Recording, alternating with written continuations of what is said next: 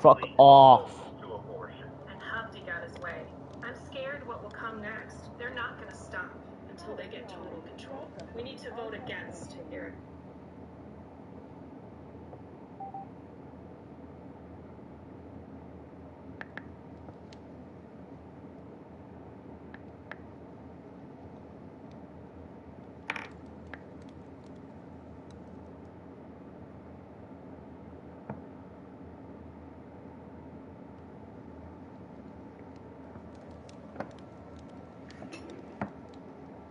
Welcome on board a transatlantic crossing on the world's only remaining ocean liner. This is the Queen Mary 2. Over the next 8 days, we'll cross the Atlantic Ocean from the UK to New York.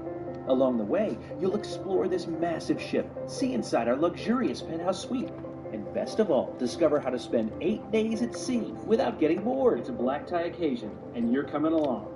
We'll leave Southampton and sail overnight to Le Havre, France, where we'll disembark for a day before beginning our transatlantic crossing.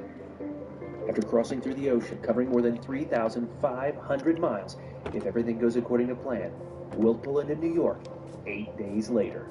Hello, Jet Setters. I'm Jeff Brooks from GreenerGrass.com. Why take 8 hours to cross the Atlantic when we can take 8 days on board the world's only remaining ocean liner? This is Queen Mary 2, the most luxurious way to cross the Atlantic. Thanks to that super exclusive penthouse we booked, we were able to board the ship earlier than most, which was good. We needed time to settle in. After all, this is our first cruise ever. And we quickly learned it's a crossing, not a cruise. Whoa. This is unbelievable. This is on a ship. This is crazy. And we'll have plenty of time to explore this massive penthouse. Oh my gosh. Look at this. Unbelievable. This is gigantic, like probably double the size of my first apartment.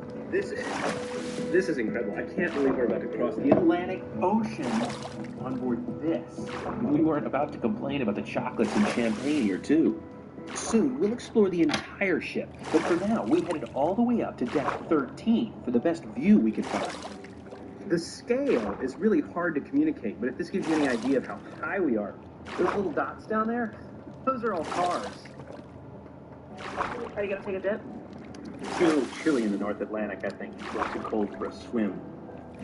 Queen Mary 2 was christened in 2004 and carries 2,691 passengers, along with another 1,173 officers and crew. It's about time to leave. We're getting out of here in about 10 minutes. This is so exciting.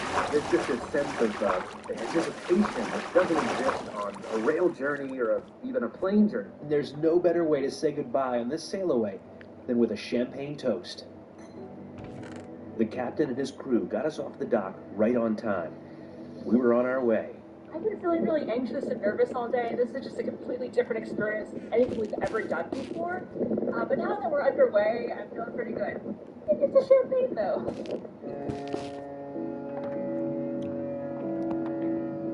We just left the port of Southampton. The Isle of Wight is right next to us. And we're sailing out. This is such an exciting moment. I feel connected to my ancestors who did this, I don't know, 200 years ago. I feel very fortunate to be able to have it and to share it with you. As you may know, journeys with Cunard are more formal than on other cruise lines. There's a strictly enforced dress code on board. During the day, it's more relaxed, but things go up a notch at night. Now, most nights, like tonight, we were asked to wear smart casual, which they define as a dress shirt and trousers, skirt and a top, or a cocktail dress. However, on 2 nights, everyone went all out, as we all wore black tie. We're not fancy, I swear. You can tell because we don't know how to film this. Like, cool YouTubers would have like this on the ground and they'd like be able to frame themselves up in the thing. All right, we're going to dinner now. Because of the room we're in, that penthouse that we'll show you soon, we ate in the Queen's Grill. I'll share more about how dining works a little later, but suffice it to say, the food is world class. From caviar to fresh salads and perfectly prepared beef, everything was top notch. But I don't know if I can eat like that for 8 days in a row. That's not going to happen. Or would it? I think a central theme of your time here on the Queen Mary 2 is hearing dogs barking upstairs.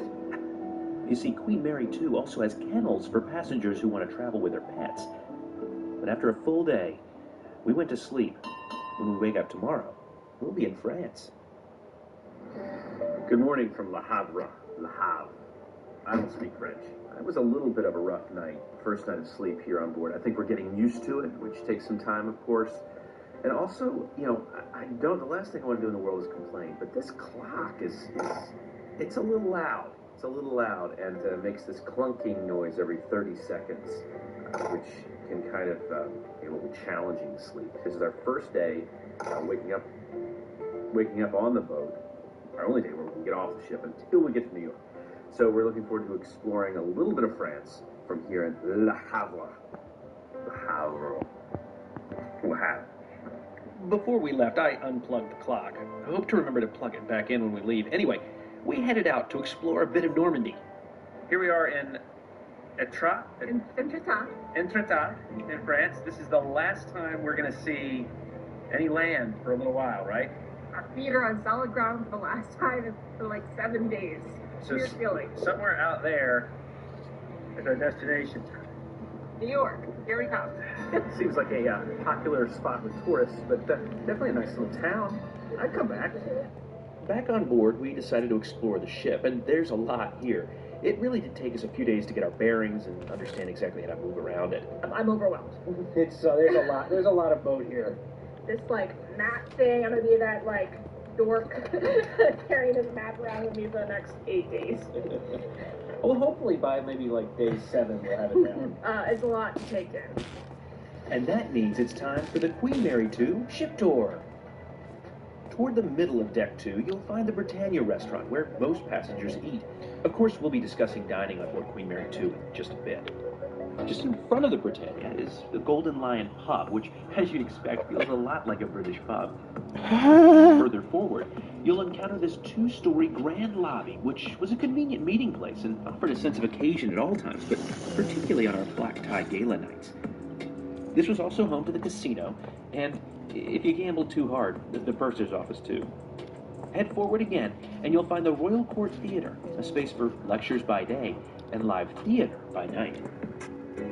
If you make your way all the way to the very front of Deck 2, you'll find the business center with computers. Internet access is available for a fee, but more on that later. You'll also find plaques like this one with information about the history of Cunard and maritime history for that matter too. Up on Deck 3, you'll find Illuminations, the very first planetarium at sea. And a short walk back to that grand lobby will reveal the ship's shopping mall. Here you can find luxury goods like watches, jewelry for sale, along with essentials. And of course, plenty of souvenirs. Right off the grand lobby is the champagne bar for bubbles, and the chart room for cocktails. If you're finally ready to take a trip without the kids, why stay at a hotel with more kids? Get an Airbnb and have the place to yourselves. What the fuck is this? Make your way back and you'll find the upper level of the Britannia restaurant, along with an art gallery. After that, you'll find the Queen's Room, where there was nearly nightly dancing, especially on gala nights. And if you make your way all the way to the back of Deck 3, you'll find G32, a nightclub. It gets its name from the ship's hull's number. Decks 4, 5, and 6 are mostly made up of guest accommodations.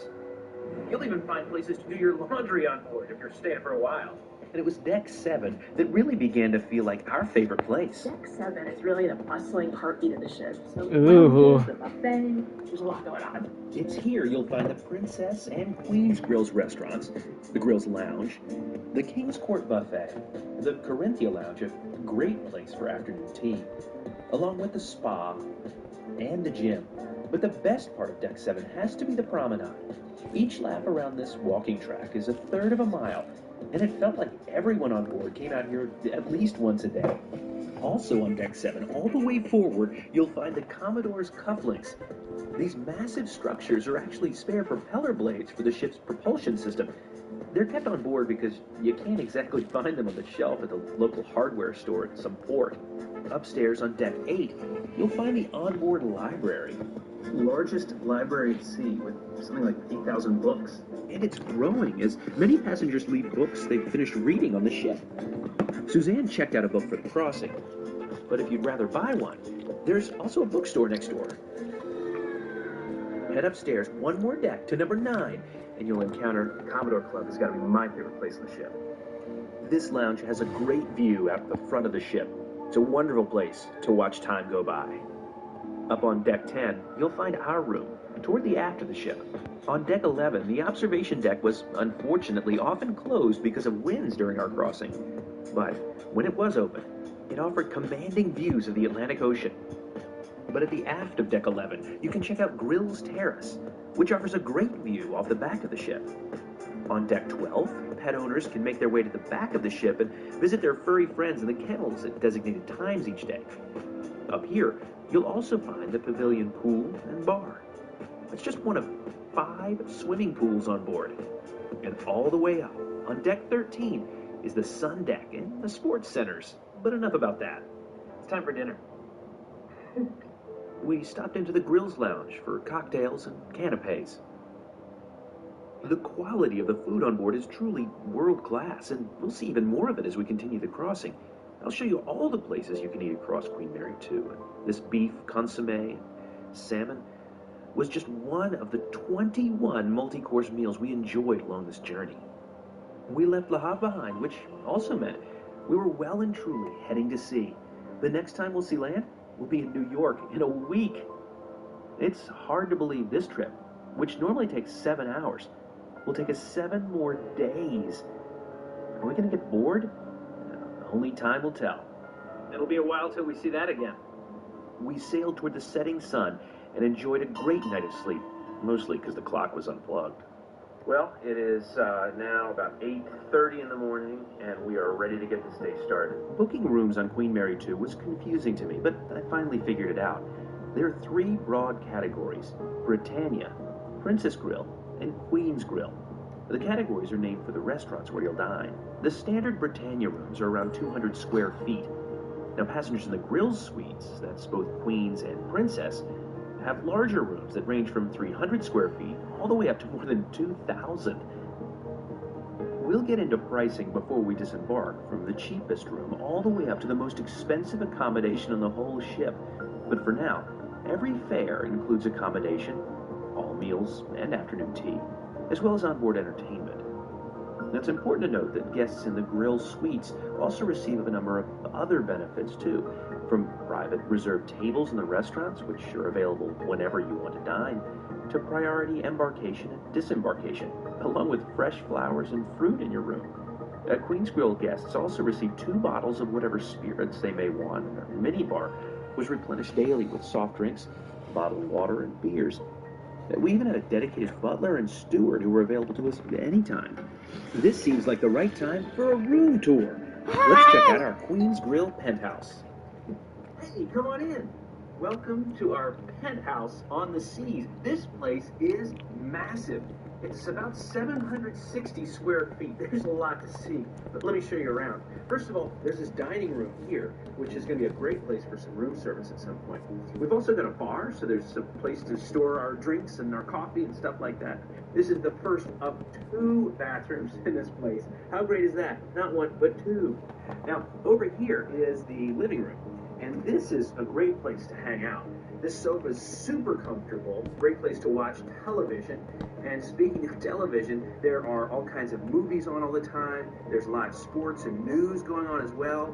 And there's a channel that has an update about weather and a map showing our locations. We're making our progress across the Atlantic Ocean here. Now, I want to take you outside. This is probably my favorite spot just because of the views that it affords. Now, I said this is 760 square feet, but there's also another 200 square feet out here. Come on.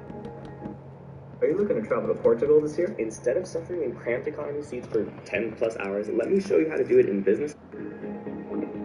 Check this out.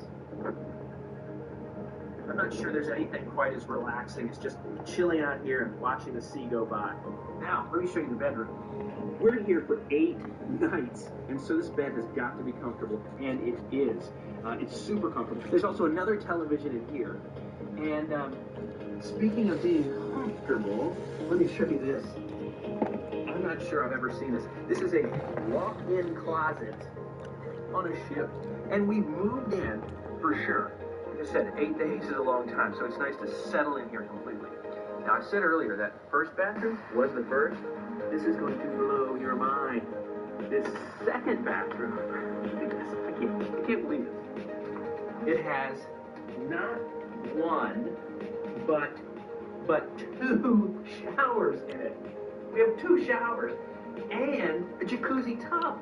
Now, there is no question in my mind that this has got to be one of the most incredible ways to pass over the Atlantic Ocean, without a doubt. Absolutely incredible. But it's not all pleasure here. I've been working at this desk like crazy. I've been editing not one but 2 videos for the channel. So if you haven't subscribed yet, I hope you will, because we've got tons more adventures like this coming your way. Remember our butler? Well, every day he brought canapes before dinner, which was a good reminder that it's time to get ready. Tonight's our first black tie dinner. And they're serious about the dress code here. Just about everyone puts on their dinner clothes, including me, thanks to a last-minute London shopping spree. When did you buy this outfit? I bought all of this 48 hours ago? Yeah, 48 hours ago this became mine. I have not worn a tuxedo in a long time. No clip-ons here at greenergrass.com. It's the first gala night on board. Tonight's theme is black and white. That's convenient if you're a guy, because a tuxedo is, in fact, black and white. Yeah, it's a really festive atmosphere on board today, so I'm super excited about what the evening brings. On a gala night, ladies should wear a ball gown, cocktail dress, or a formal necklace. And guys should wear a dinner jacket, tuxedo, or dark suit. Of course, the formal dress isn't your thing. There are some food outlets on the ship where you can wear casual clothes tonight. You can also rent a tuxedo on board if you need to, but I wanted to be ready for another Cunard trip, just in case you like this video. We both had salad in the Chateaubriand. I just yawned. Oh, we could go to bed, damn it. Gala night. Or is it gala? You are not, yes. 10:30 p.m. We are up late. First gala night, what'd you think? That was a lot of fun. I was a little nervous about the whole thing. I don't dress up. I don't do like this whole like classy living thing much. But it was a lot of fun, wasn't it? It was. Very festive. I was in it for a little bit. Yeah. We busted the move. I know we're all dressed up, really. Okay.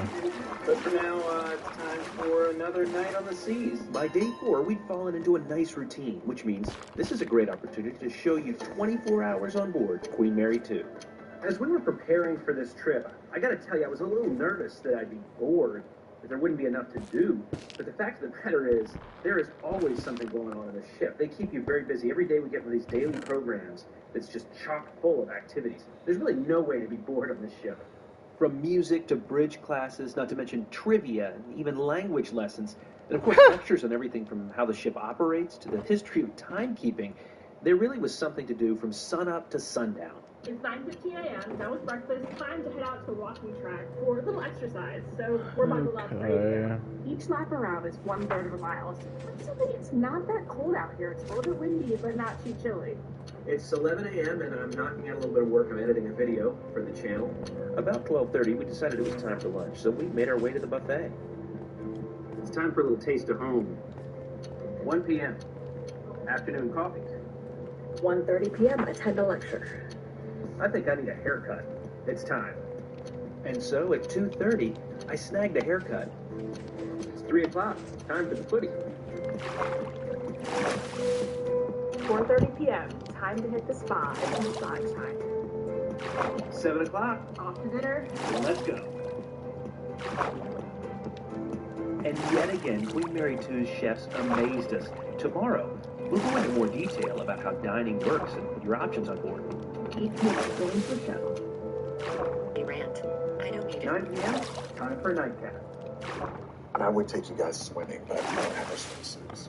Save on top brand swimwear at Sierra. I also have concerns about the hygiene level of the pool. It's Relief Soap at Sierra. Thank you. Let's get moving. It's 10:30 p.m. after a jam-packed day at sea. It's time for bed. Let's call it a day. Good night. 5 of our days on board were not really 24 hours long, but instead were 25 hours. Because when traveling westbound, the ship's clock is put back at 2 o'clock in the morning to reach Eastern Time before arriving in New York. Here on Queen Mary 2, there are 3 main restaurants, and where you eat depends on which room you're in, which room type you're in, I suppose. I've heard these be equated to, economy class, business class, and first class, but I think everything on Queen Mary 2 is first class, so I'm not sure that really applies. Most passengers eat in Britannia, and there you'll have an assigned time to eat. Other passengers are invited to eat in Princess Grills, or like us, in Queen's Grill, where you can go whenever you like. Our main restaurant is here, the Queen's Grill, but there are so many other choices on board. There's the Golden Lion Pub, or of course the buffet, and you can find food in other spots around the ship as well. Dining is not a problem on this ship. The food was plentiful and delicious. What have you thought of the food on board? It has been so delicious. Everything has had really amazing flavors, a lot of complexity. It's more fine dining than really I'm used to. It is a lot of food for sure. I feel like all we do all day is eat sometimes. That's what you find me on the track walking. Or using the stairs. The food on board is all included except for if you dine at restaurants with a supplement. What I really want to talk about is drinks. We got comped a drink package with our room. They must have been having a promotion or something. But in general, drinks are priced kind of similar to what you'd find in a restaurant. A glass of wine might be between $8 and $12. Cocktail might be around $12. Beers, $6. Coffee or soda around $3. So, comparable to a restaurant in the U.S. The breakfast menu in Queen's Grill was the same every morning with a wide range of options. Lunch was typically 4 courses, and dinner, the main event, was often 6. These menus were also put into our room each day so we could plan what we wanted to eat before we arrived, and that also gave us the opportunity to go somewhere else in the rare event that nothing looked appealing. We were told that on a transatlantic crossing, you're guaranteed 2 things: good weather and bad weather, and the bad weather has set in today. It's pretty foggy and miserable and just rainy out there, but it's pretty comfortable in here. Despite that weather, it was another busy day at sea. We listened to a lecture by the ship's architect about Queen Mary 2, where we learned that the ship's funnel had to be designed to pass under New York's Verrazano Narrows Bridge. At high tide, there's only 9 feet of clearance. And that experience, passing into New York Harbor on the last day, proved to be the single most emotional travel experience we've ever had. From there, though, we enjoyed another tasty lunch. This is so good, so fresh, light, delicious. And even played British bingo. I've never played British bingo before. This is gonna be new. Despite our best efforts and Suzanne's unique bingo playing skills, we did not win. Instead, we just enjoyed the afternoon. Seasickness and rough seas are one of my major worries before coming on this trip. The weather has picked up. Before this, it was relatively flat and calm most of the time, but the waves are really kicking in. I got these little wristband guys, took some seasickness medicine, so I'm doing all right. But in general, this ship is built for it, so we'll see what happens. She's not kidding around. I mean, this door, look at this.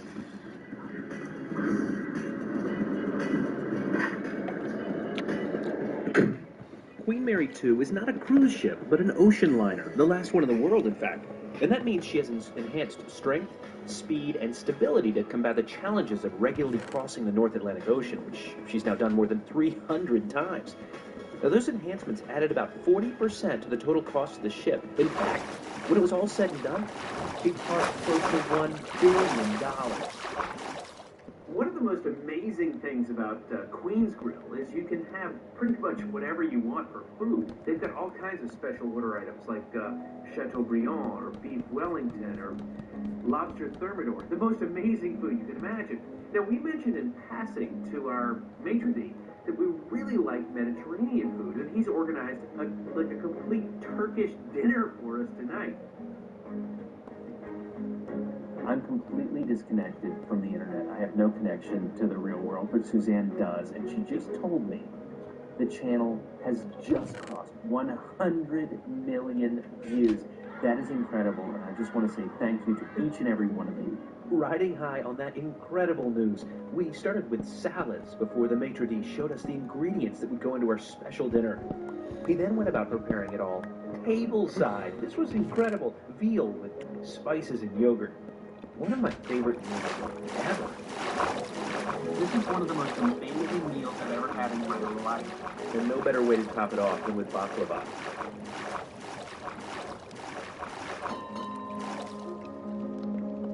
And after another great night of sleep, it is time to start yet another day at sea. We turned south, making our way a little closer to our final destination of New York, but that does not mean this journey is over by any stretch. Walking the stairs is a way of life on this ship. We usually choose to take the stairs rather than the elevator to get some exercise in. We walked up to like 40 flights of stairs in a single day. In addition to all those steps, we'll be getting our dance moves on tonight too. It's another gala evening. There's something like 5,000 pieces of art spread throughout the ship. When many people think of transatlantic crossings, one famous ship comes to mind. In the early 1990s, Cunard's business was floundering. But in 1997, when a certain Kate Winslet movie came out, things suddenly looked up as interest in crossing the Atlantic by ship surged. Now, one thing worth noting, things are much safer now than they were in 1912. Our ship is the size of 3 Titanics and stays 60 miles south of the southernmost iceberg sightings. The ship was buzzing as everyone on board was anticipating tonight's gala and our impending arrival into New York. Swiffer Duster, you get a clean even mama cruise up. Very rich. Swiffer, the mother of all cleans. Didn't you read the invitation? Introducing biometric cooling. Automatically detects your temperature and cools you down. In the all-new 3-row Infinity QX80.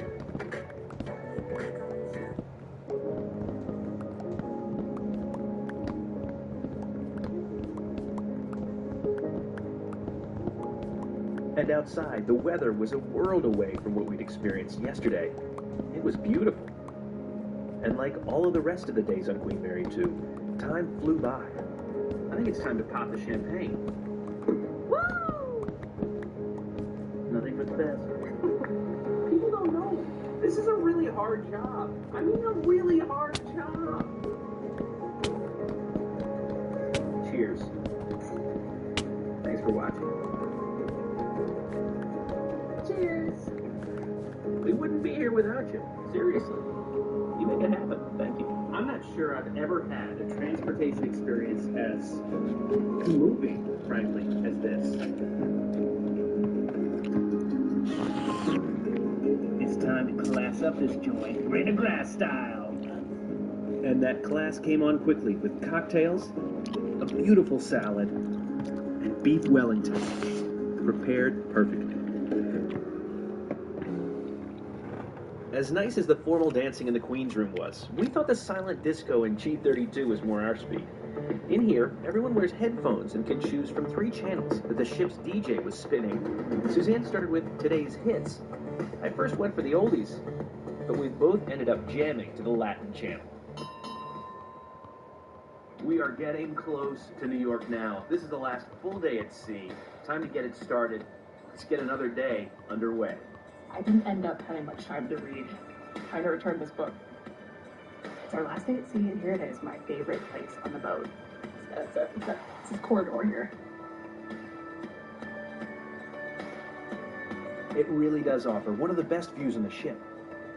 So internet is available here on the ship for purchase. I chose not to get it. I wanted a digital detox for this week. I signed up for the basic entry-level plan, and it's just fast enough to do some email, texting, that kind of stuff. All I really need. Well, that's good, but I've enjoyed being completely disconnected. So if you left a comment for the week we've been on board, I'll get to you. Sorry. Room service is all included, so let's give it a try. Time to order some lunch. Today we've decided to have room service. It's available 24 hours a day to anyone on the ship, and it's included in your fare. So this delicious meal brought right to our room at no extra cost. The quality of the food on board has been just unbelievable. Everything has been truly first class. The ship slowed significantly on this penultimate day. The Mary 2 surely could make this trip in less time if she needed to. It's kind of a weird, bittersweet vibe today, this final day of our crossing. It's sad that the journey's coming to an end, but also the anticipation is building for seeing that New York skyline. The rest of the day, we enjoyed exploring even more of the ship. Even on this last day, we found a whole new restaurant we didn't know about, the Veranda Steakhouse. As for us, though, we enjoyed our last dinner in Queen's Grill and took in one final sunset before setting our alarm for 3 a.m. the next day. It was a big one. And that's our last night. We've just packed up. Got to leave the bags out in the hallway. They'll take them down and we'll pick them up in the cruise terminal. We've got an early morning tomorrow. We want to see a little bit of New York, so it's time for bed. Good night.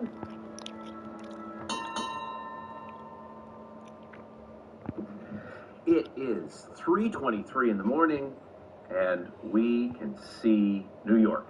We're almost there, so we've gotten up super early in order to watch us sail under the Verrazano Narrows Bridge.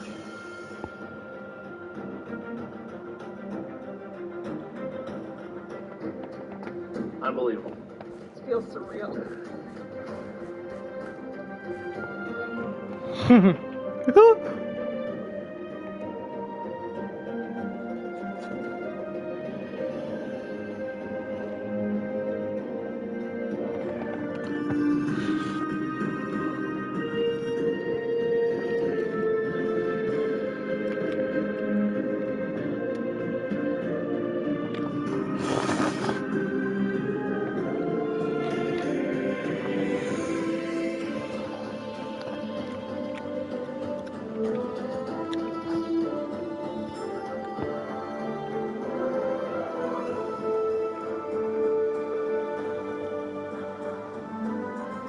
Wow, this is amazing.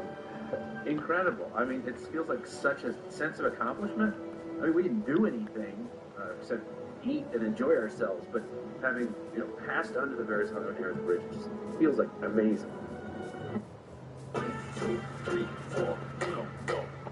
Bounty Mega Roll. 4 rolls in 1. It's me! It takes me back in my 20s. Oh, wow. Because I'm using Olay, I look nothing like this person. And the results are right here. Look at me. What a greeting after 7 days at sea. Amazing. 100%. 4 a.m. champagne, because why not? Welcome home. When flying across the Atlantic is so much faster and often even less expensive, why choose Queen Mary 2? This experience is one of the most unbelievable I've ever had, and I thank you so much for watching these videos and making it possible for us to have experiences like this. Yeah, I feel connected in a way to my ancestors who made this journey many years ago, albeit probably not quite as much luxury as this. Ready to book your own adventure like this? Well, as always, the best way to find your price is to visit the Cunard website to check dates, availability, and routes. The best tip we can give you, though, is to book early. This ship fills fast. That said, you can have your own transatlantic crossing for as little as $1,000 per person in the most basic inside-facing cabin during winter. Or you could book an entry-level Princess Grill room for around $4,000 per person, and Queen's Grill rooms start at about $5,000 per person. Of course, you could go all out and book the biggest suite on the ship for around $32,000. That's more than 2,000 square feet spread across 2 levels. Every fare includes accommodation, all meals and afternoon tea, onboard entertainment, and endless views. However, drinks, internet access, spa treatments, and other extras are not included. But like any once-in-a-lifetime experience, it is not just about the price. Nowadays we zip across the Atlantic in 6 or 7 hours, and it just feels like nothing. But when you cross the Atlantic in 6 or 7 days, it definitely makes you feel something. And, it should feel like a journey. It should feel like an occasion. These distances we cover, there should be a reminder other than jet lag. What a trip. Between now and the next time, see you on the sea. The problem with this video is the blooper reel is going to be longer than the video. 3rd day on this boat, still discovering new places. Nothing but the vast, easy blue. Putting the cufflink on for your dominant hand is always a challenge, particularly when your wife is filming you, which means she can't help. But I got it done. Don't do it. Don't do it. I'm too old for that. It's time for dinner. Did you just kiss the audience? That's right. We're not. That's right. Wow. Selfish. Just a haircut. There were lotions and potions and creams. I think at one point maybe there were cucumbers on my eyes. I don't know. Walking the stairs is a way of life on this boat. It's a good way to get some exercise in, and also, I forgot, also, to get a little exercise in, and also,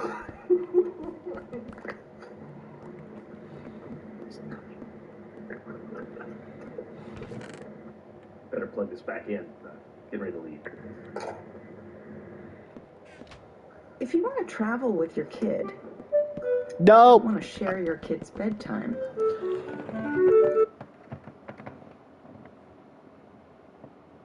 Direction.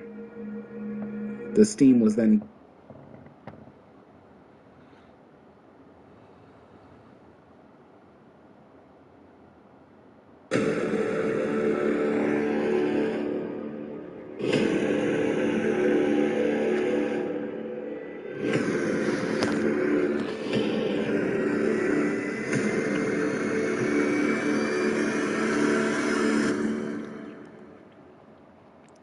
Between 1974 and 1991, the Warsaw Radio Mast was the world's tallest structure.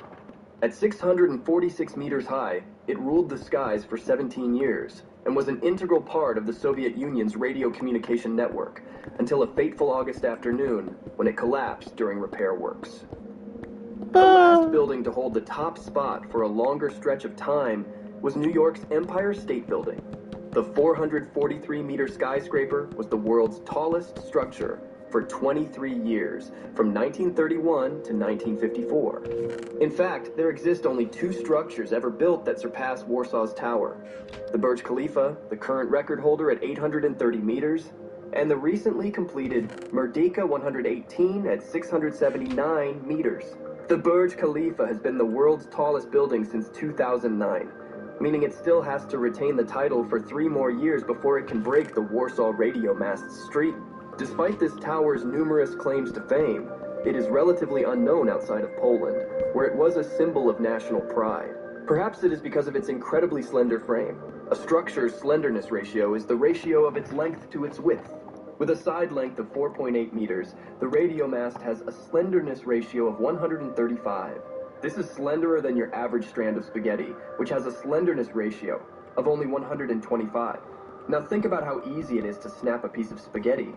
However, although this tower might have seemed fragile, it made up for it with its immense transmitting power.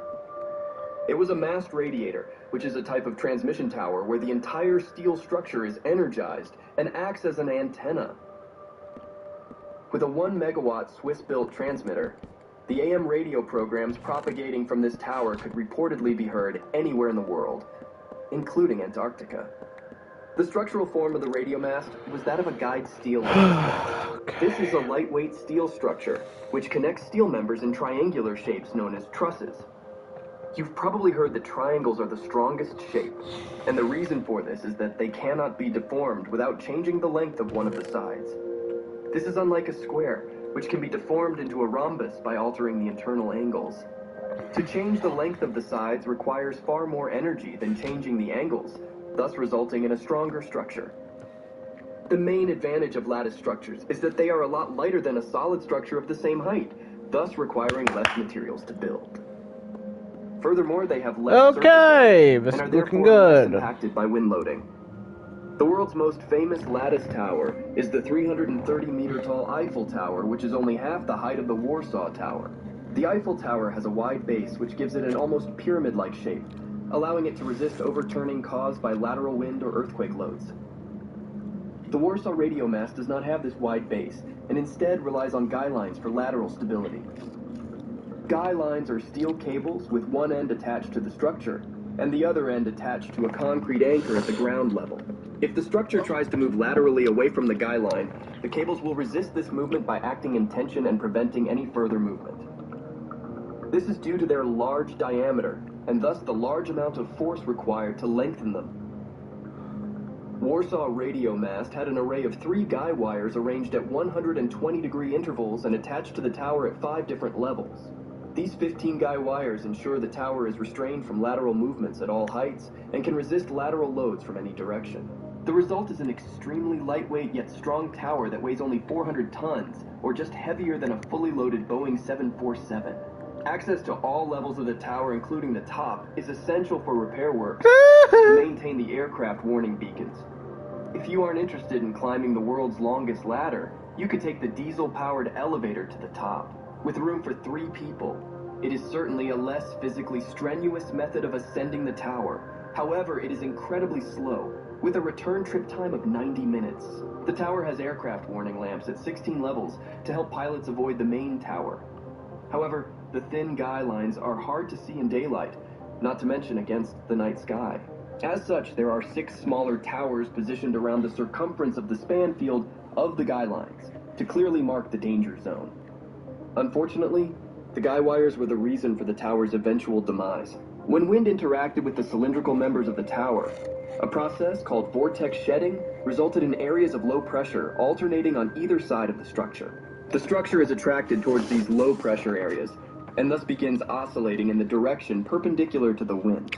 When the frequency of this oscillation matches the tower's resonance frequency, the amplitude or the distance the tower is displaced increases. These repeated oscillations caused fatigue in the steel guy wires as they attempted to restrain the tower from moving. Over the course of a decade of these oscillations, structural inspections revealed some of the strands making up the guy wires had fractured and would require urgent replacement. It's getting boring.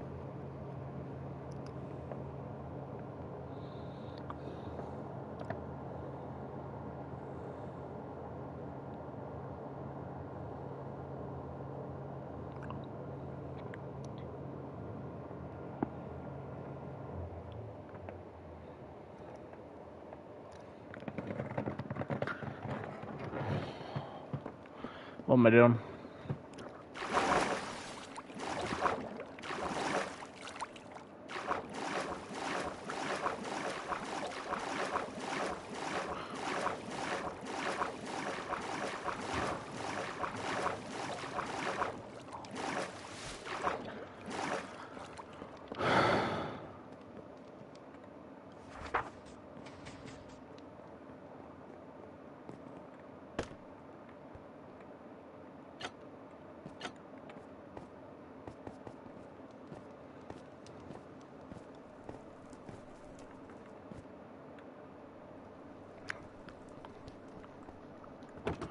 Need level.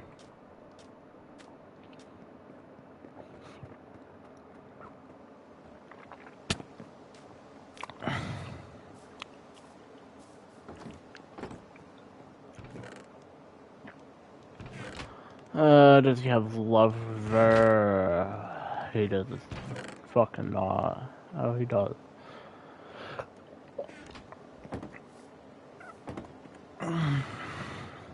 This is.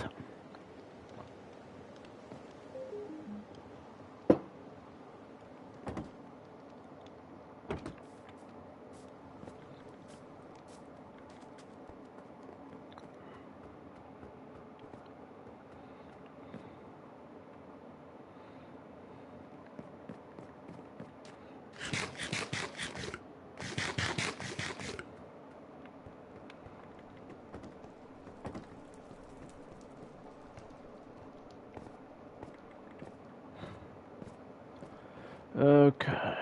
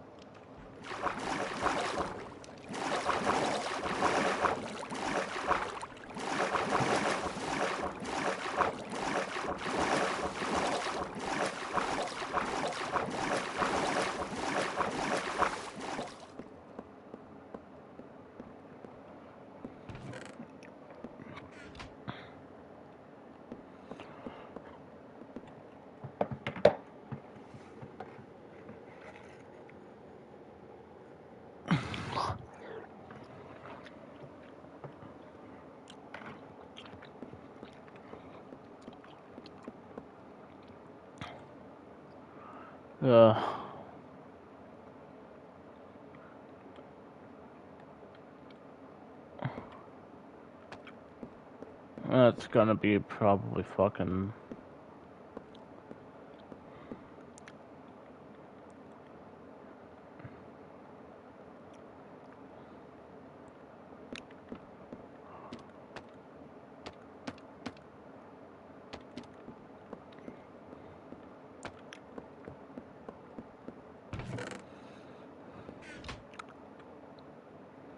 Ah, shit, me temples.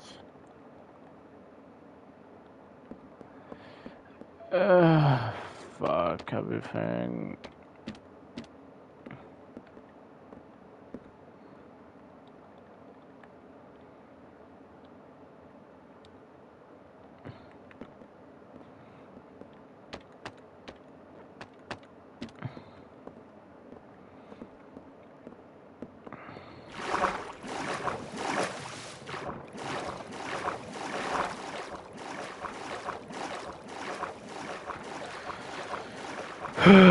just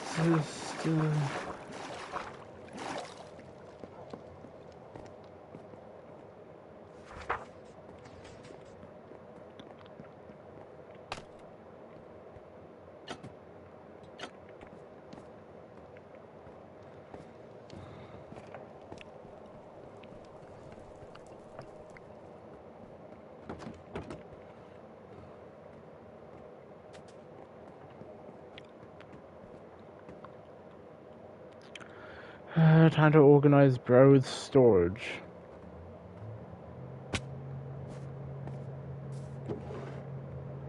Shite.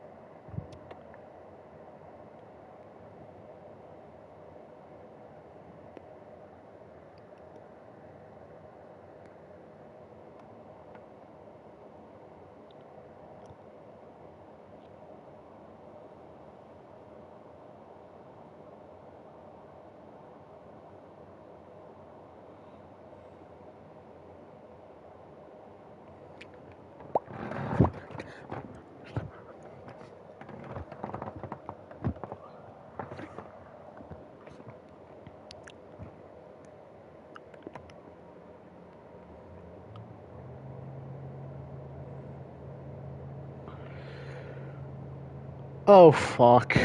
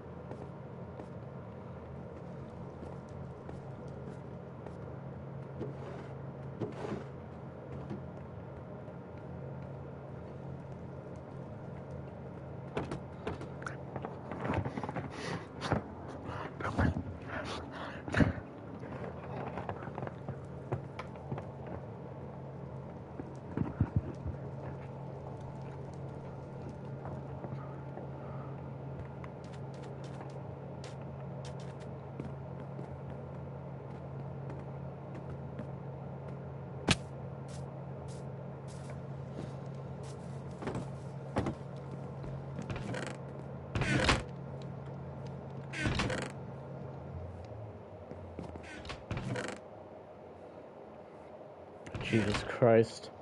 Such a terrible storage system. I don't even know.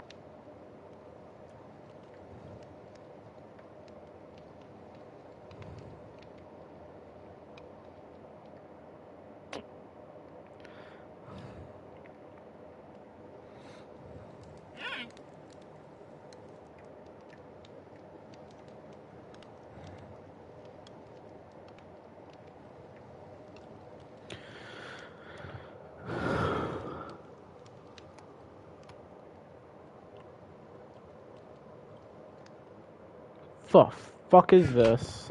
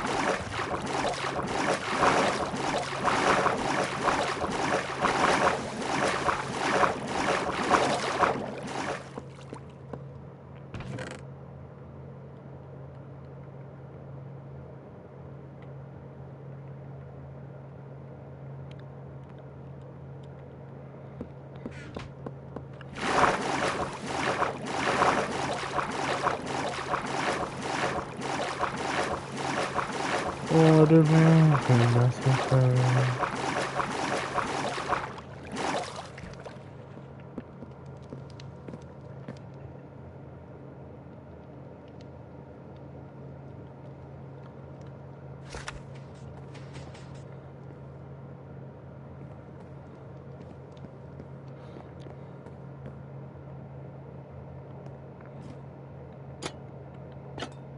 Sunshine. Done. Fuck.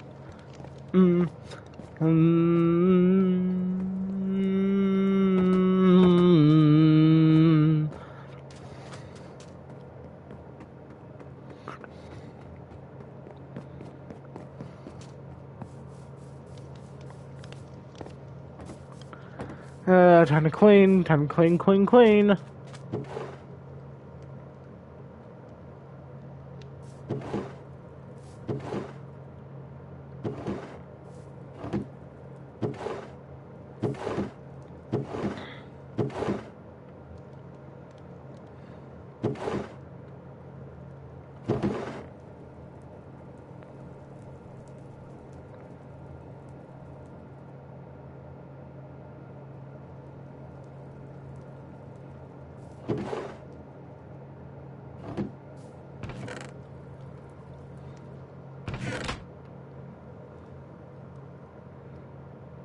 Fucking spring cleaning time, motherfucker.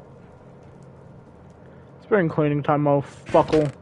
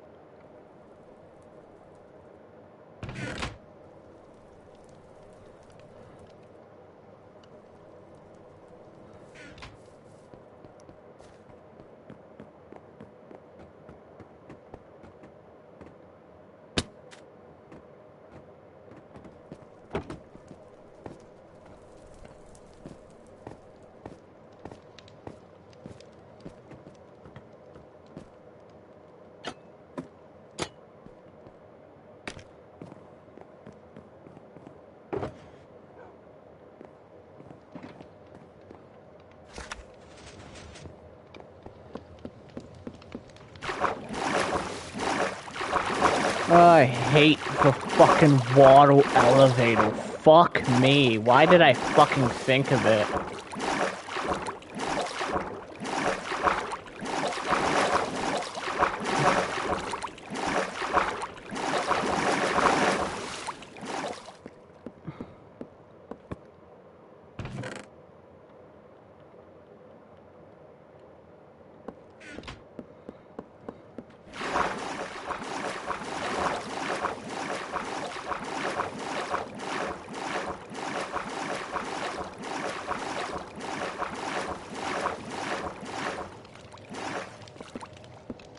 To new secret base.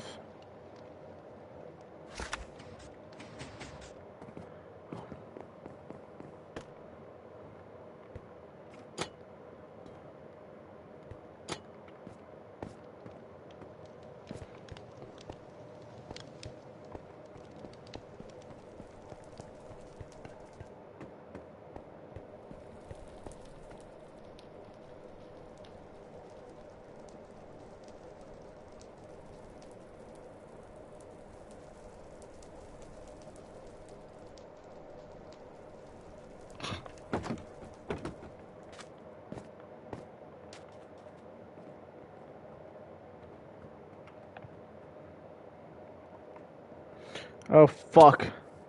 He's awake. Shit. He's fucking awake.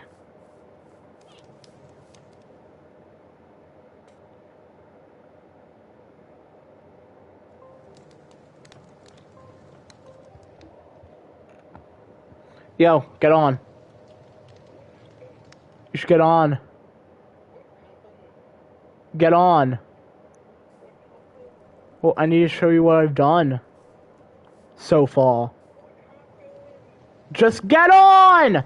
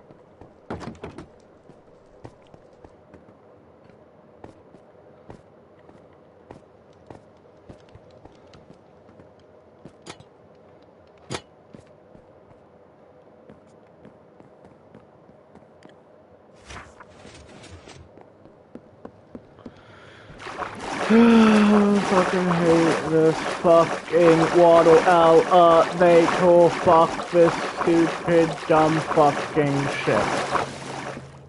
Why did I make it?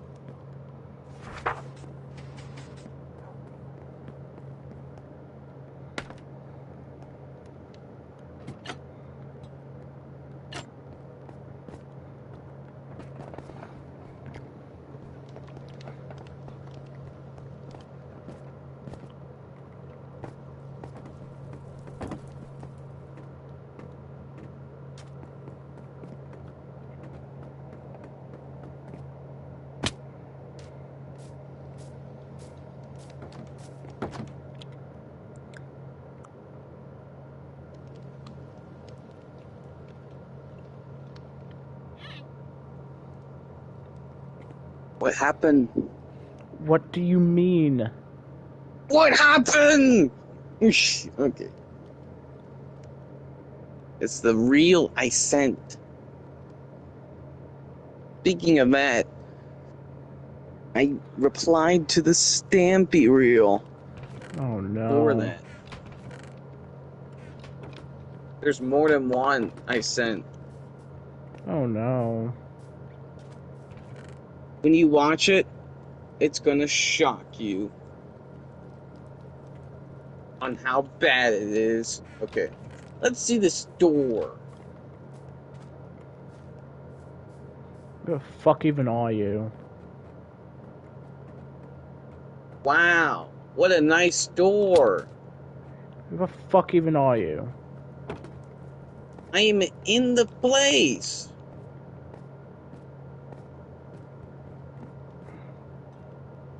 This is confusing. What are you doing?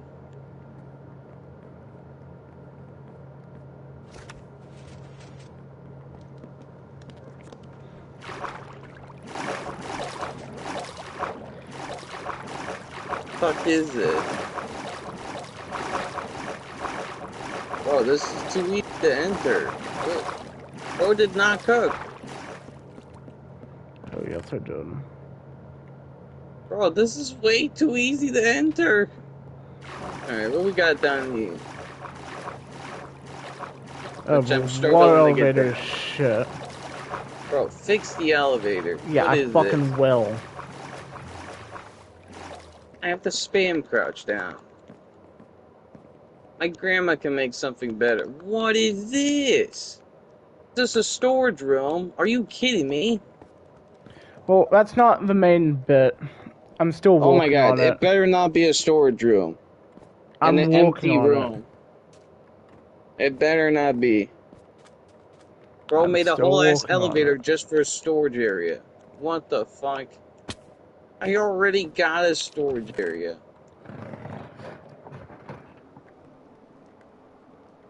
It's the first room on the left. Well, you have an extra storage area. Fuck you! Type shit. Wow. 95, it couldn't get worse. Anyways. It's gonna get better. Gonna get worse.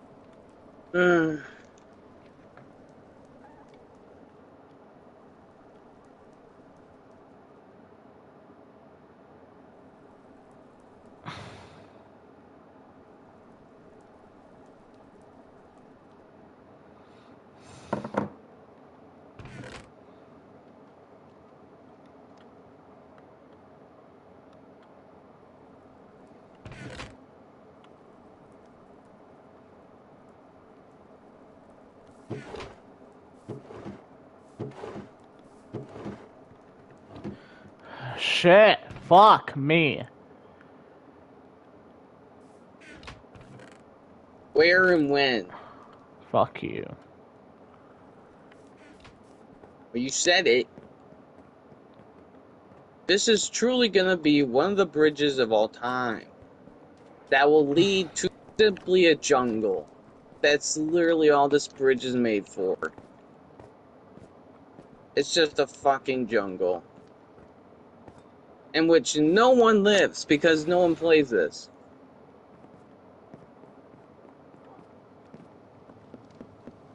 That's you and me, blood. Okay. Man, I could try getting someone on right now, but they'll probably not even show up.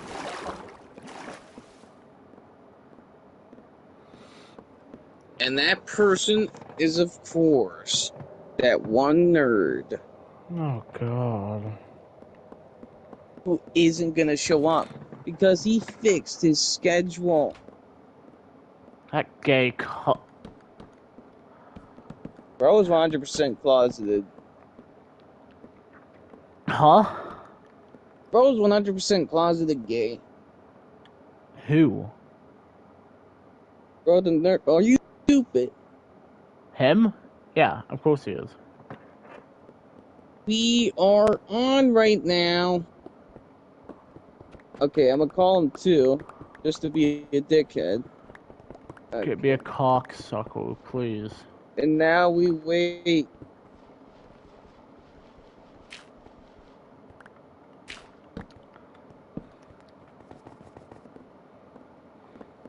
We wait till this bitch ass responds.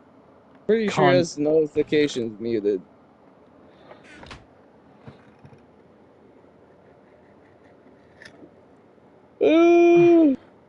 We're forever gonna be alone.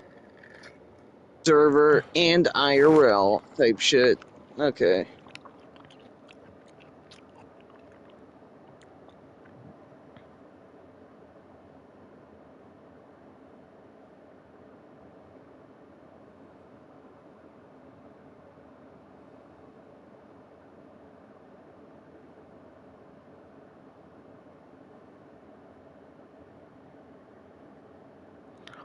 Oh man, I need to think of what I'm doing for this bridge. I don't know. Type shit.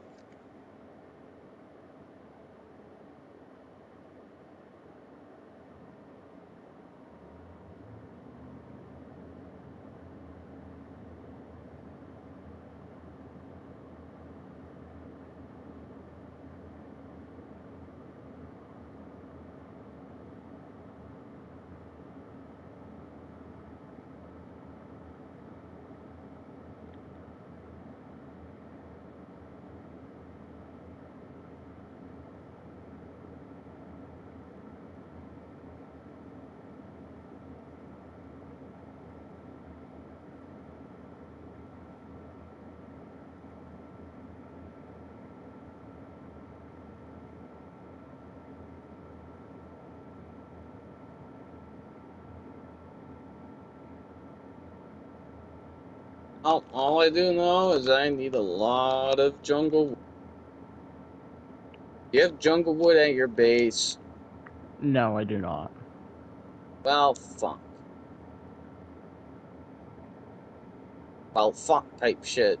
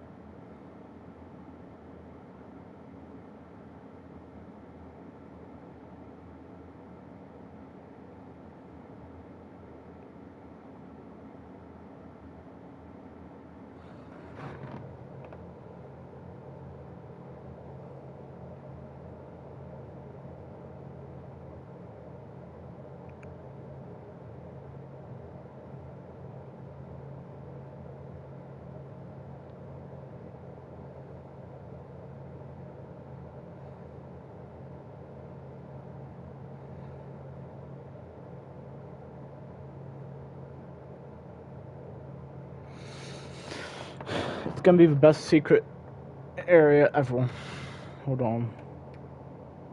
I hope so.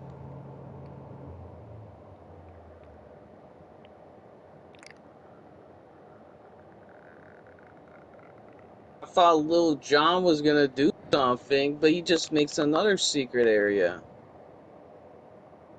Like, what? Probably trying to hide his ugly build.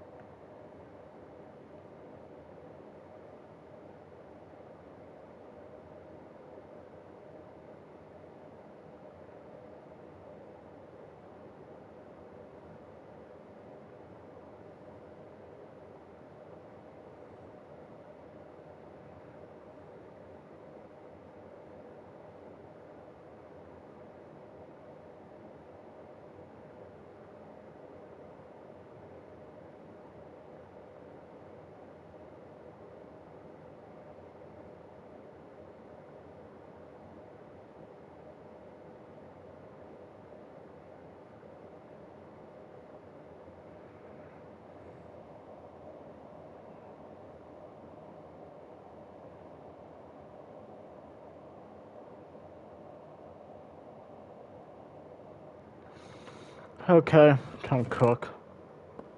Bro was not a cook. Yeah, yes I am. I was gonna burn the building.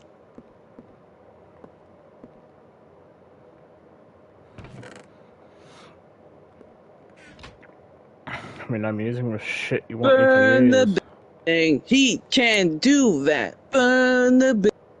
Yes, he can. Okay.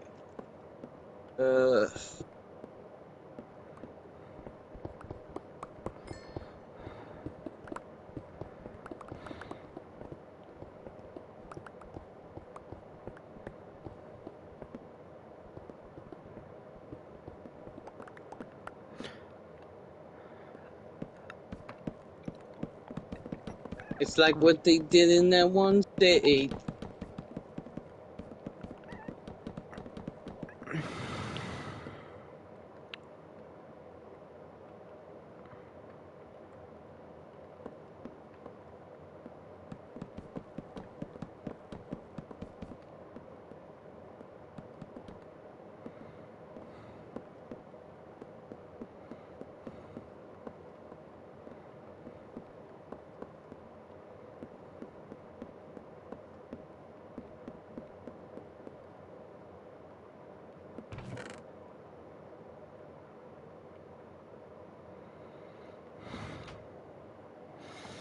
God damn.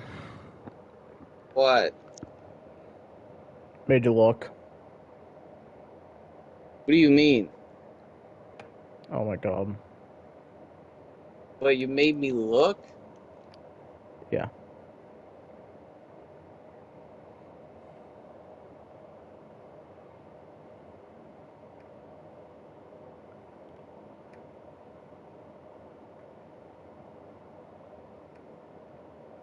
I hate building bridges. Oh, no, no.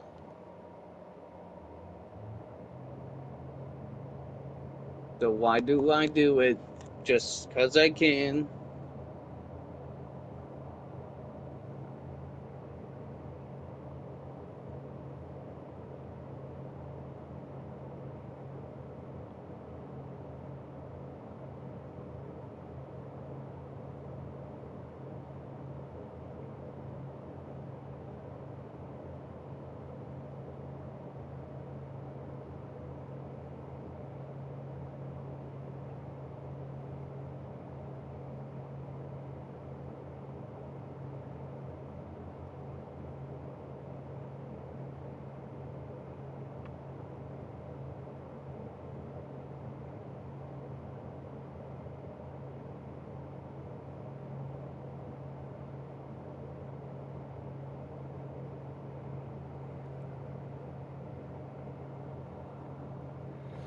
What are you doing?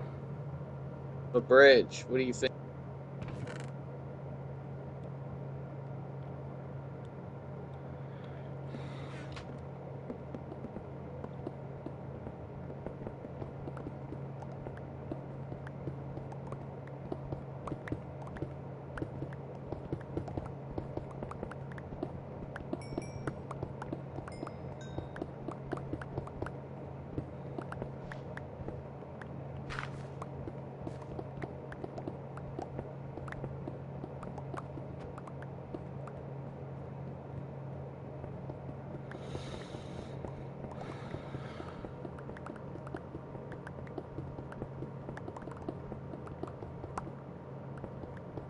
How does Jacob not have a girlfriend yet?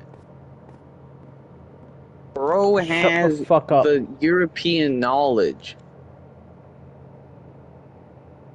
How is he not got him rizzed up or has rizzed a girl? If he has the European knowledge. Bro can name all the countries in Europe.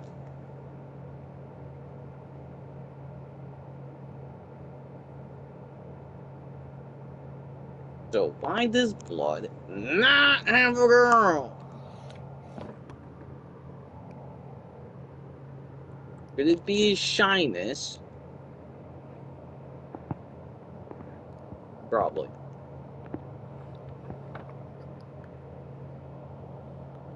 It is. Arthur.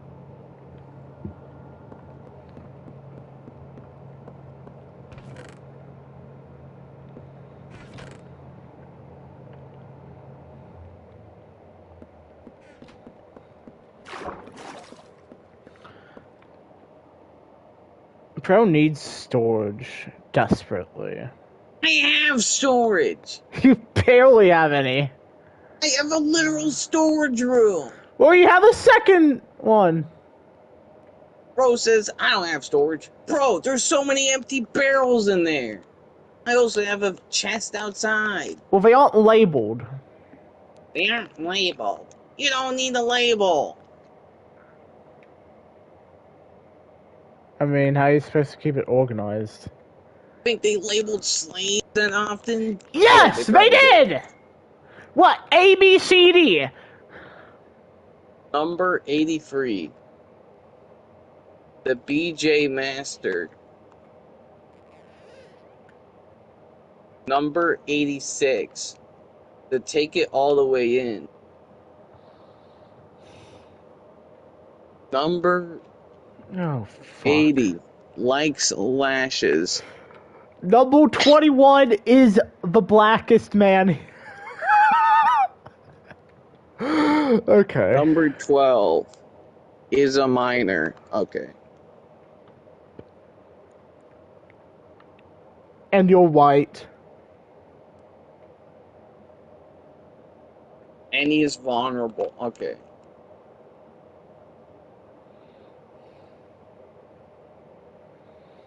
George the Driller, he can drill it. George the Driller. Yes, he can. Da, da, da, da, da, da, da. If you need some drilling done in your house, be it your daughter or your walls. Gonna shove a middle finger right in your hole. Bob the Builder, yes, he can build it, yo! Girl can relate with Bob the Builder, since they both have a round face. Shut the fuck up, cunt. What happened in Bridge Sword Fight? You could check it. They get cooled down. I don't know.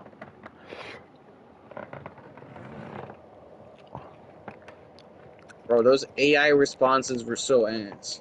Holy crap. It made you look gay. You are gay.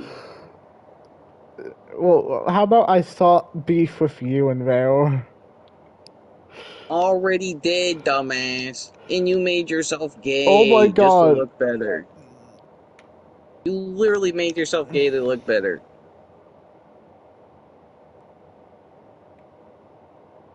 Even vote. You are still rent. Okay. cunt. Who the fuck is Bad Stingray?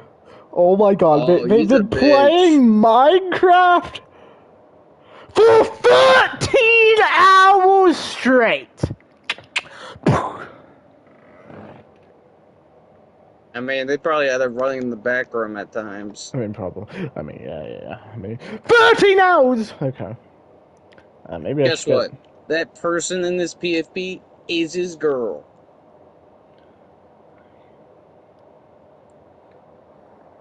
You know that. Now you do. If he can pull a girl, I'm pretty sure you can.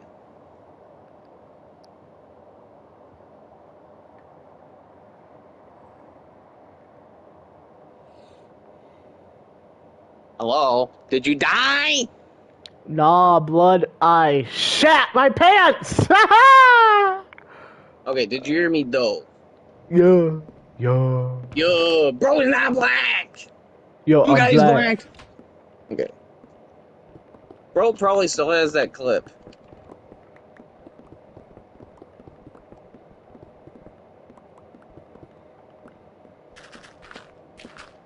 Trust me, I probably do.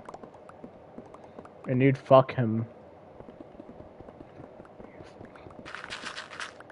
What's your opinion on the black cookie guy from Minecraft Story Mode?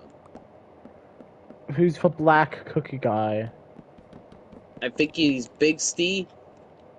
He's the brown guy, and he likes cookies. You literally wear his skin. He's not from fucking Minecraft Story Mode, you gay okay. I think he is. Why are you being... I think you're gay. I'm not gay! Yes, by the way, I met him in a Roblox game. Huh? I met him in a Roblox game. I didn't know it was real, so I checked afterwards, and it was him! Oh my god, he's gay. Guess what, Jacob? You literally called yourself trans. So you are gay. Who cares? And they approved. So you have the fucking mark of pride. And now it runs for your blood.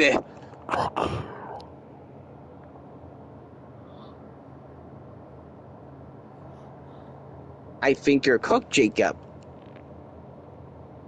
Well, now you'll have to show up to LGBTQ meetups when you're older. And then LGBTQ festivals when you're a furry, which you will probably become.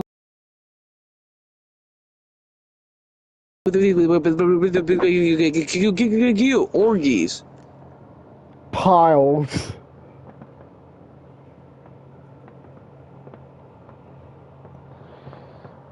And then you have to show up to meetups because they are associated anyways.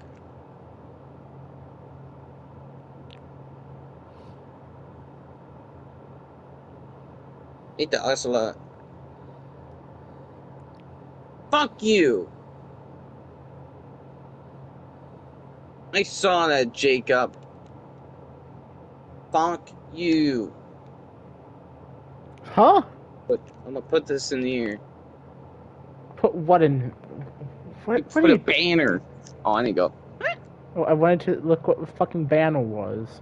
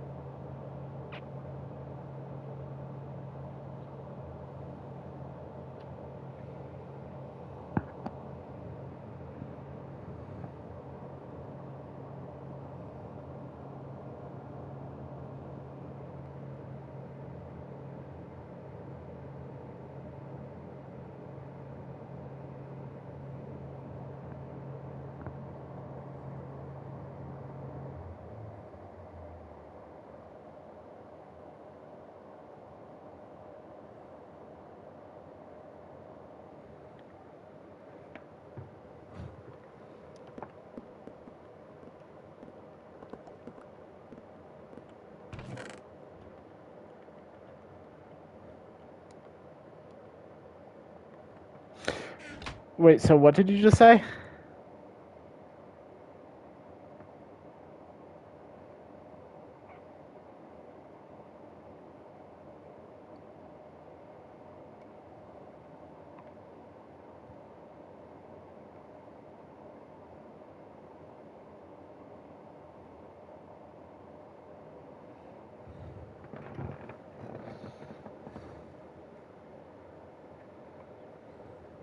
Xavier, what are you doing?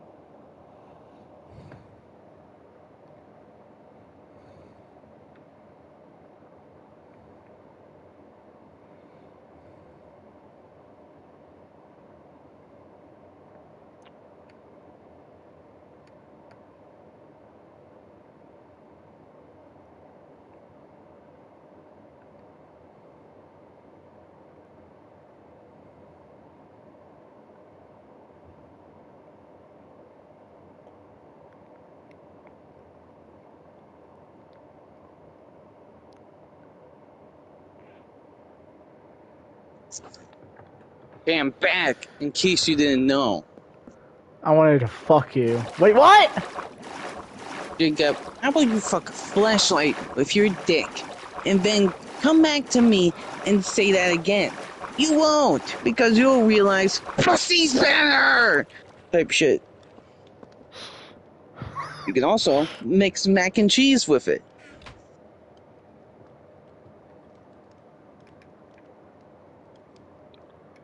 Alright, let's just leave it at that.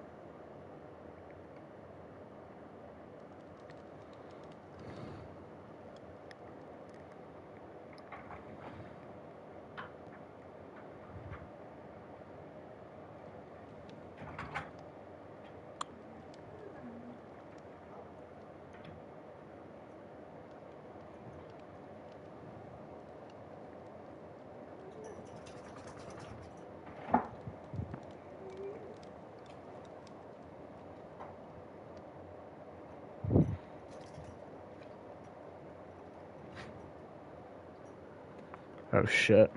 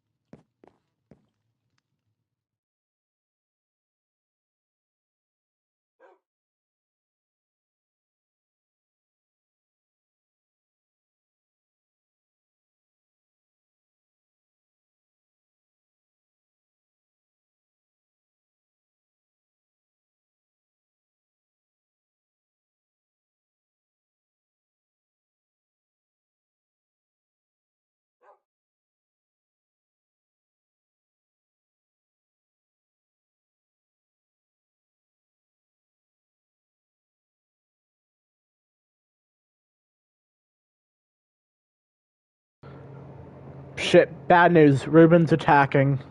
Oh fuck, you cannot have my burger. Fuck off. Oh my god. He's trying to get the burger. Not a burger. What? Get off of me, your fucking nails are fucking digging into my fucking foot. Oh my god, that hurts. Ow. I don't like this. Bud, kindly. Ow! You should date Ruben and post it on Insta. Mmm! You guys are sharing spaghetti. Like that one dog movie.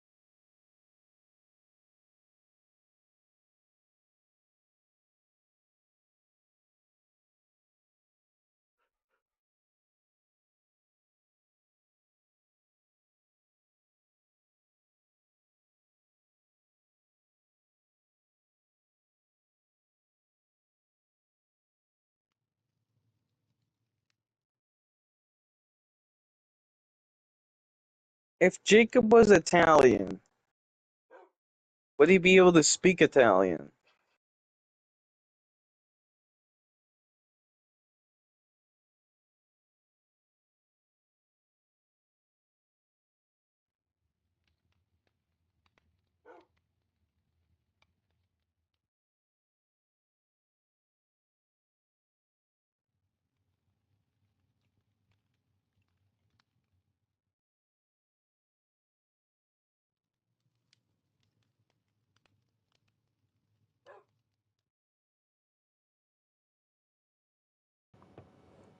Let's dust it, motherfucker!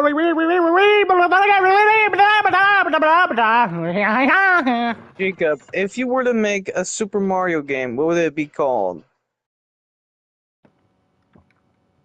Super. Wait, what? Wait, what?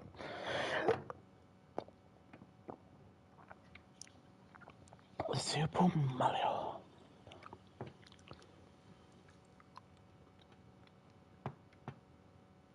And the Oracle of Time. Oh shit. That's already a game, bruh. That is not a game.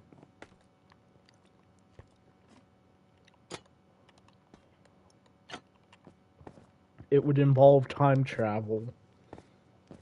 Oh shit. Oh shit, bro. Time travel? It's the Oracle of Time. Space. Yes. Billy the Panda. And Tommy. Tilly and Timmy. His name, he looks like a Timmy. In my opinion. I'm tempted.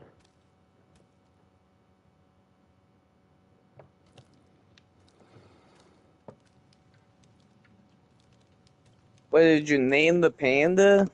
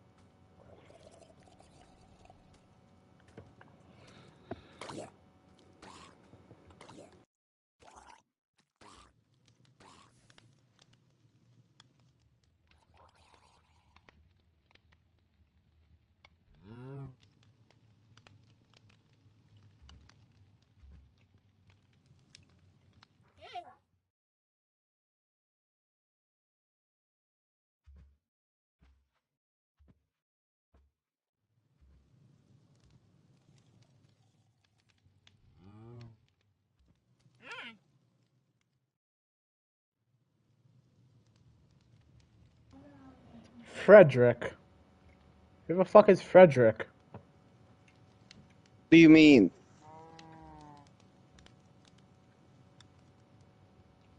What you just...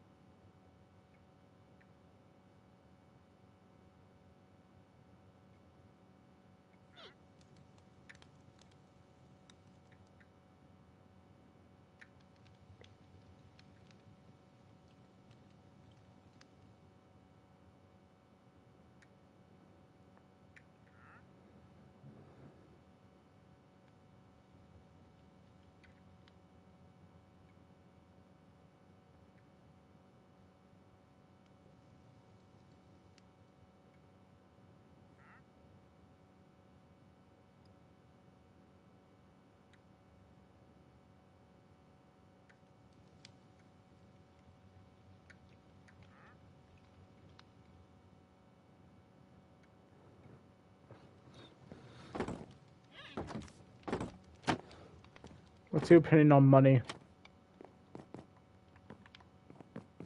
I have it. Bro, hold on, bro. I'm gonna...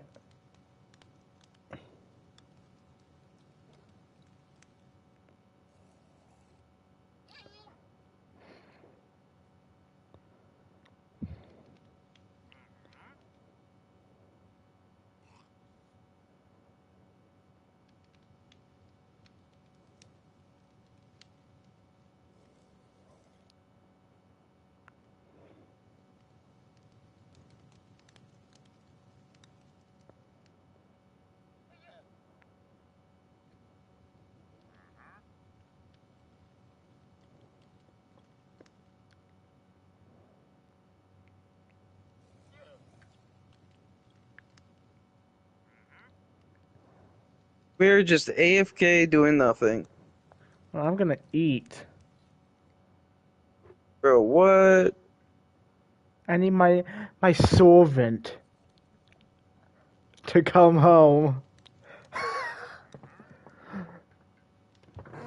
He told me Well, what. you AFK in the world, or are you just gonna get I'm gonna AFK.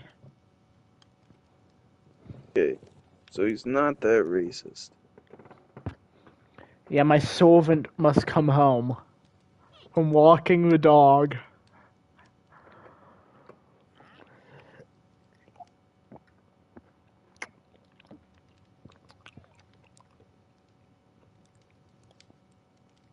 I need all those stupid fucking SpongeBob frames. I see. Pick up.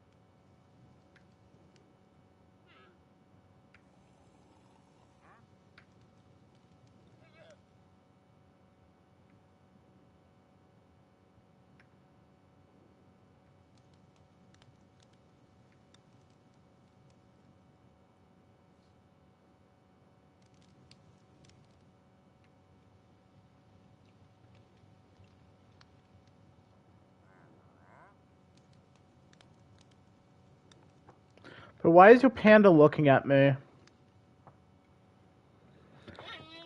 He's looking at me extremely sexual. Oh, fuck, now he It's wants saying, it. when is this bitch gonna work on the room? I'm just waiting till my servant gives me food again. Guess who my servant is?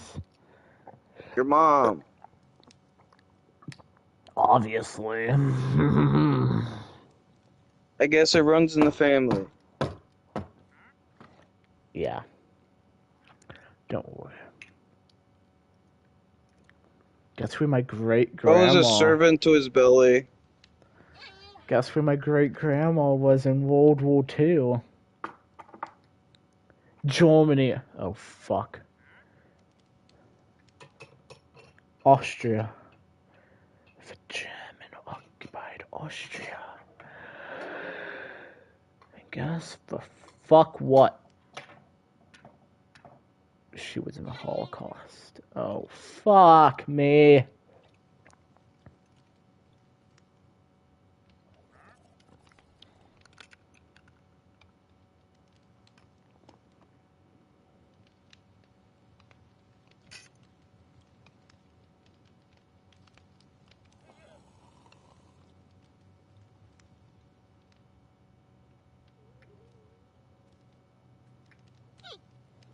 Xavier.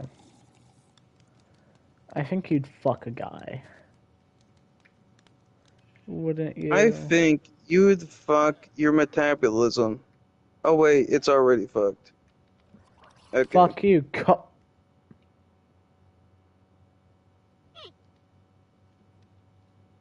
you gay co-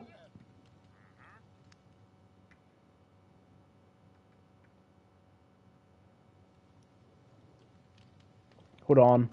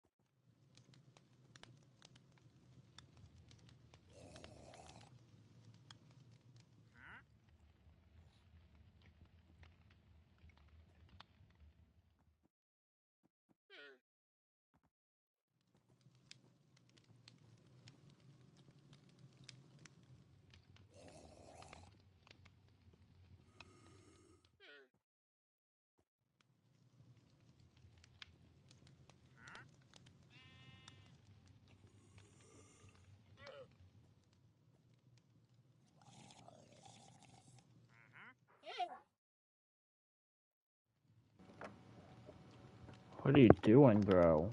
Are you slobbering all over some dick? Yes. Oh my god, he's gay. Bro, why did that look like a creeper? It's just the cactus. No, it's the bamboo. Fucking cock. Suckle. Gay cock. Gay cock.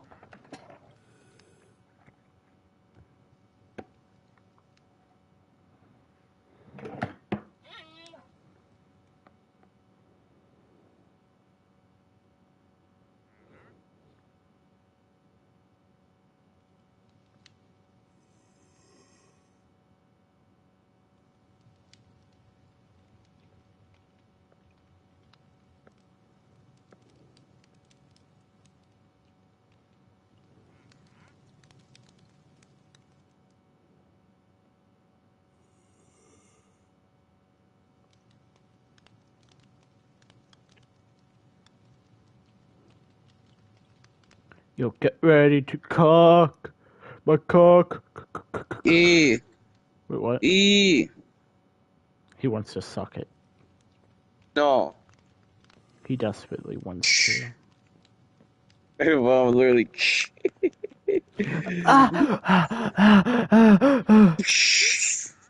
That's literally here.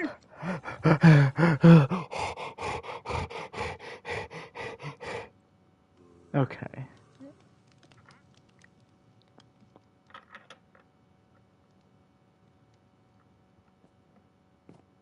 The panda. Yo, wanna gangbang? What? Nothing.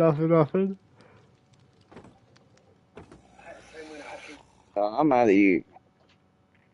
Okay. I'm just waiting for my servant Hey, to come home. why you here, Mom? Yeah, why though? No. Just 2 in the morning. Oh wait, it's the icon. Oh my god. Today, I'm taking. Good. Where is it? Where is it? Damn it. How is it? Jacob, by the way, you were being sussy while my mom literally just came in the room. Oh no. That's a little bit soft. He doesn't give a fuck. Oh, it was weird. Is it? Kitty, lay down. You're moving all over the place.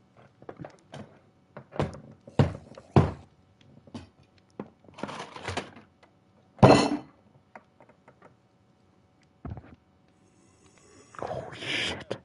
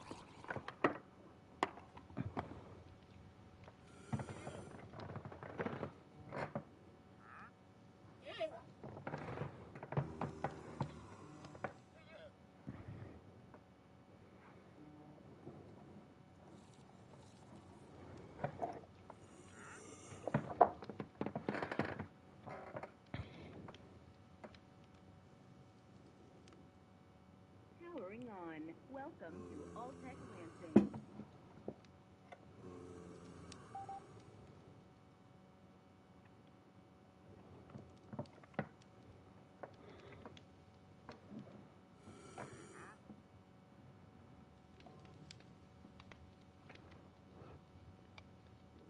Hey, yo.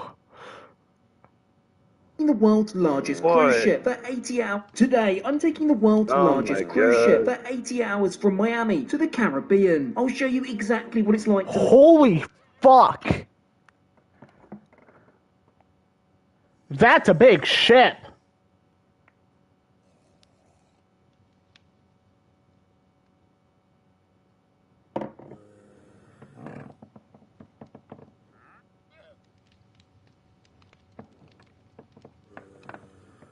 On board this floating city with a population of 10,000 people. From my 2-story suite to the 22 restaurants and mind-blowing facilities. There's a park, aquadome, ice rink, and I'll even check out the best room on board. Yes, that's your own slide and movie theatre. What? Does not come cheap though, with prices north of $30,000. But you're invited along for the journey. With that, let's pick up our story in Florida.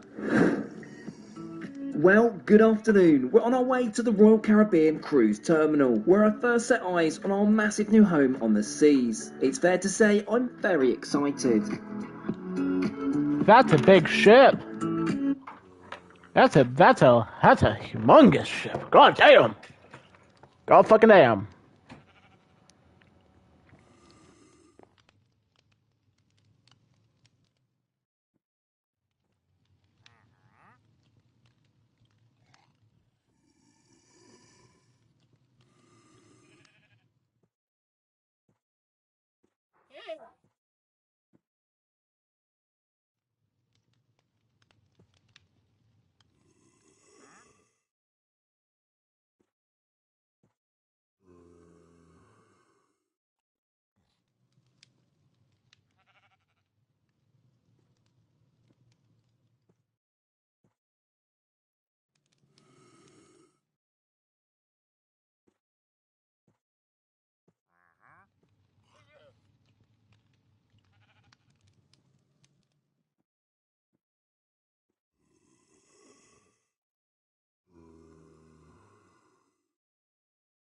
The panda's saying, "Get your lazy ass up and do shit, Jacob."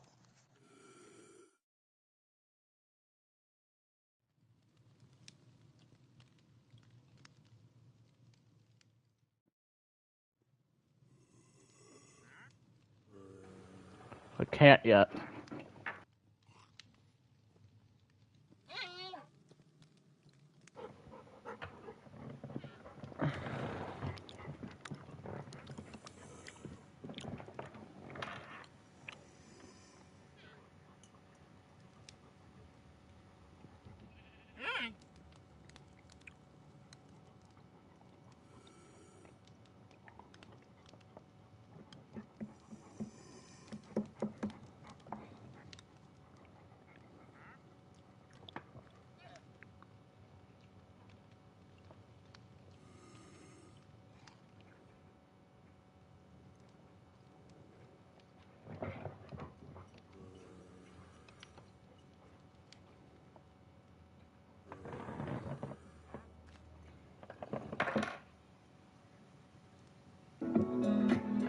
Well, hello there and welcome back to the channel, where we're about to get on board Icon of the Seas. Super excited about this one. It's been a very long time in the planning. First up, we'll need to head to the special Star Class check-in desk. Here our bags will be collected for prompt delivery to our suite, whilst we're presented with our cruise card along with wristband, which will act as our room key once on board. It's time to head into the terminal building. Here we'll bypass all the queues and are escorted via elevator to security.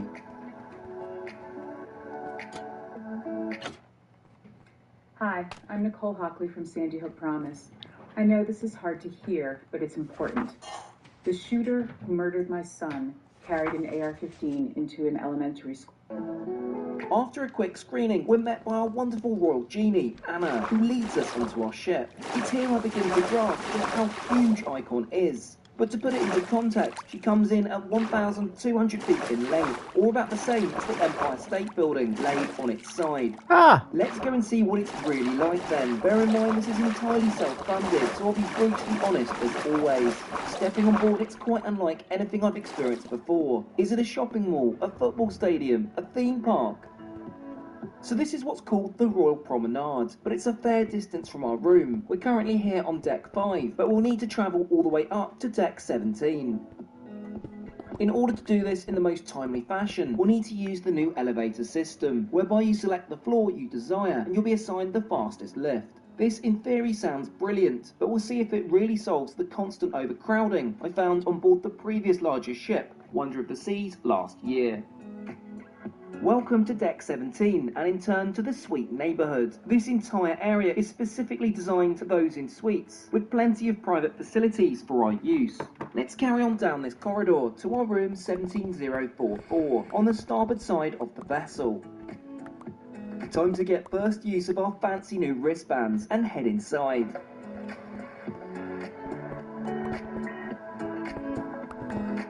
Welcome to our lovely new home on board Icon of the Seas, but most importantly, welcome back to the channel, Millie. I'm back. You are indeed. It's Oh well no, overdue. Millie. It's so great to be on the largest cruise ship in the world. I honestly cannot believe how big this ship is, but first things first. Oh let's take a shit! look around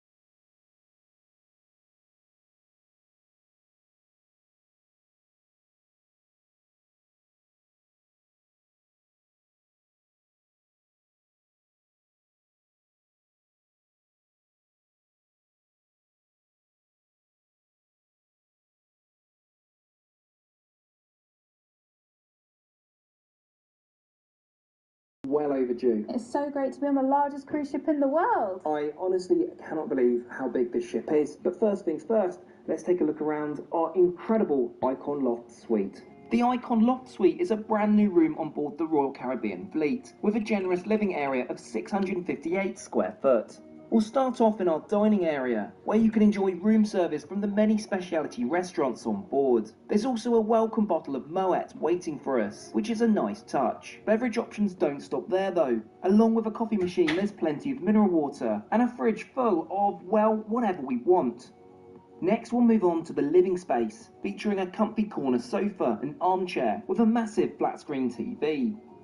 Oh, and if you're caught short, there's a downstairs washroom, complete with shower. Shall we head upstairs then?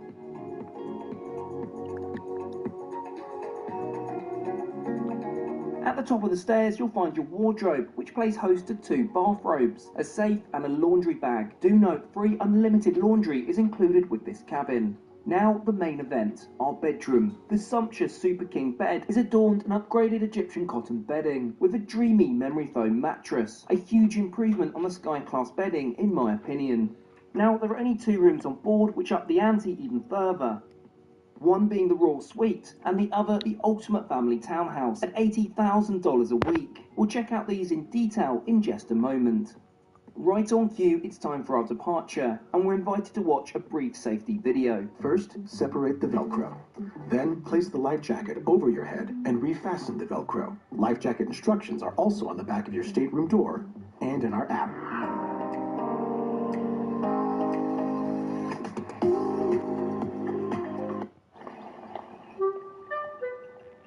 If you're finally ready to take a trip without the kids, why stay at a hotel with more kids? Get an Airbnb and have the place to yourselves.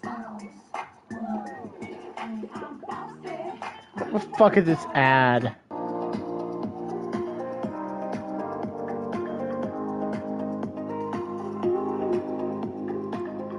So now that we're very much on our way, I think it's time we need to start thinking about dinner. Now, dinner options on board are plentiful. There's an awful lot to choose from. However, there's one particular place that kind of stuck out this evening, but it requires something a little bit more formal than what I've currently got on. So let's change into something a little bit smarter and go for dinner. Oh, and this gives us the chance to look at the primary bathroom, featuring double showers is a bathroom. and upgraded amenities.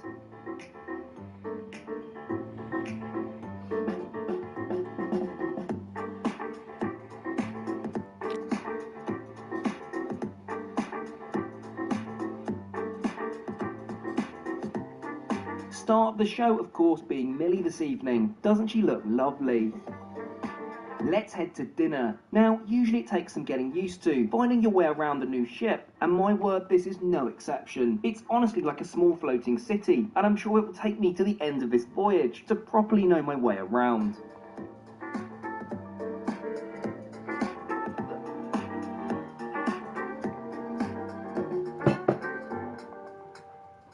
Tonight we dine at the Empire Supper Club. This is a brand new venue which celebrates the glitz and the glamour of 1930s New York. Formal attire is required, and the 8-course extravagance is charged additionally at an eye-watering $200 supplement per person. We're led over by our host and seated in prime position among 36 other guests. The menu looks phenomenal, as it should, to be fair, at this price point. The experience also includes a paired cocktail for each course, which will be a challenge in itself. Though to begin, we're served a refreshing glass of Moet. God The damn. American Standards Trio, our jazz musicians, raise a toast to everyone and begin to play. For our first course, I'm pleased to see caviar offered. Millie, though, is still not convinced. Next up, the crispy oysters, which we both thoroughly enjoy. It's time for our first cocktail, the Staten Island Spritz, whilst our second appetizer, the Raviolo, is served. Ruben, what the fuck? The Langoustine, served on perhaps the most creative...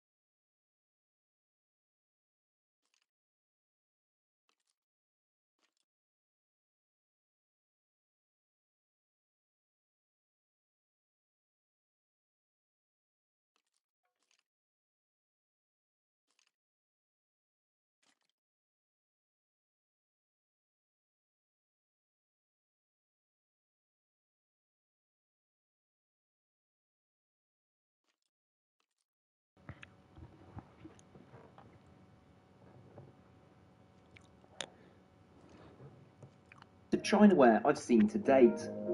Now for the main event, alongside a New York sour. The Wagyu ribeye steak, cooked rare for Millie and medium rare for me. For dessert number 1, the white chocolate cheesecake and chocolate beehive. With that, course 8 is presented, the chocolate tree, complete with cotton candy and ganache truffles. Holy it's fair shit. to say we're both pretty full now, but wow, what an experience. With the night still young, we'll journey down for this evening's entertainment at the Royal Theatre, located at the very front of the ship, across both decks 4 and 5. Tonight's performance will feature a classic Broadway production, The Wizard of Oz, with a modern Royal Caribbean twist. Now, the perk being in Star Class is we get special reserved seating, with the best views in the house.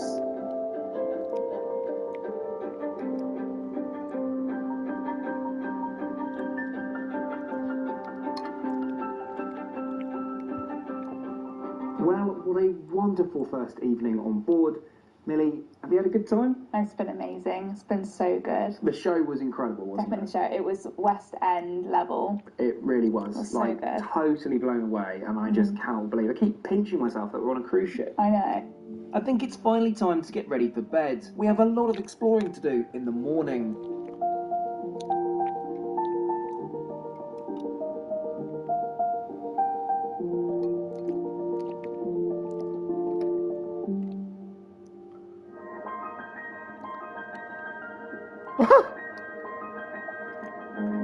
Good morning. Wow, I slept like a baby. What an exceedingly comfortable bed.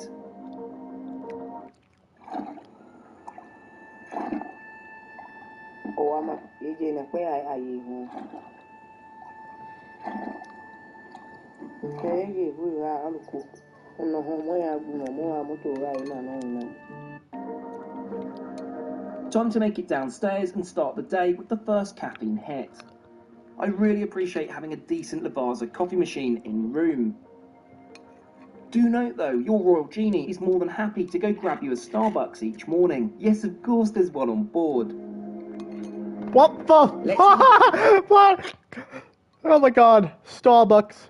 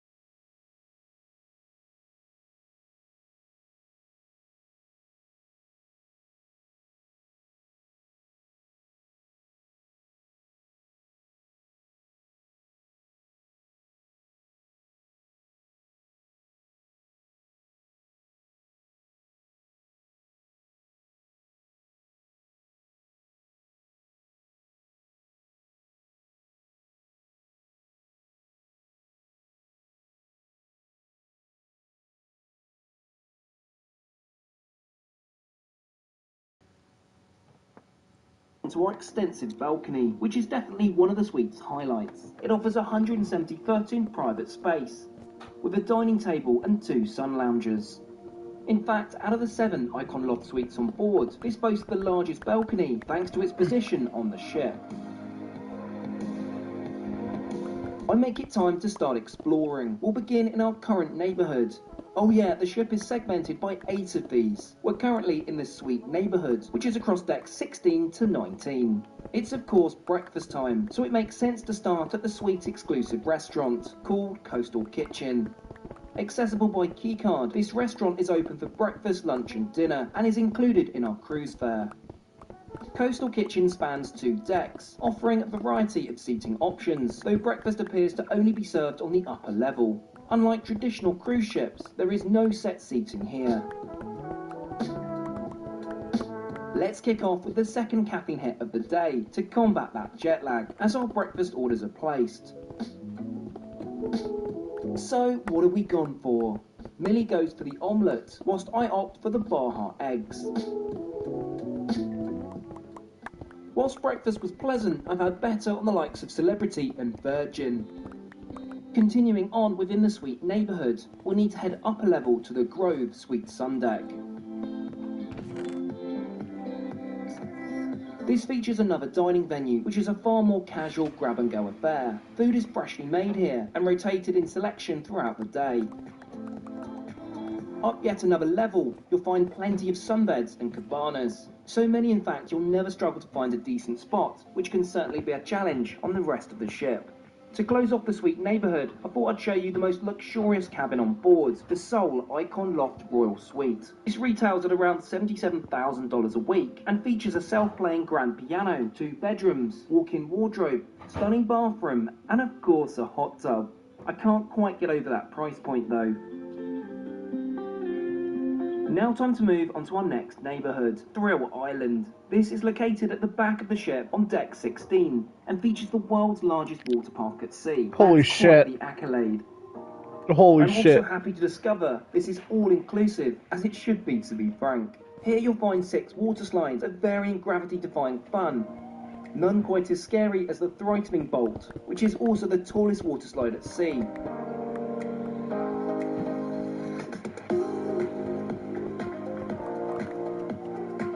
Aside from the water park, Thrill Island also includes a multi-use sports court, crazy golf course, and a Flow Rider surf machine. Now, the Flow Rider is a signature feature on Royal Caribbean ships, but they do offer a private lesson at a great cost. Though as Star Class, we actually get this for free, and after signing the waiver, here's my attempt. No, I didn't manage to stand up.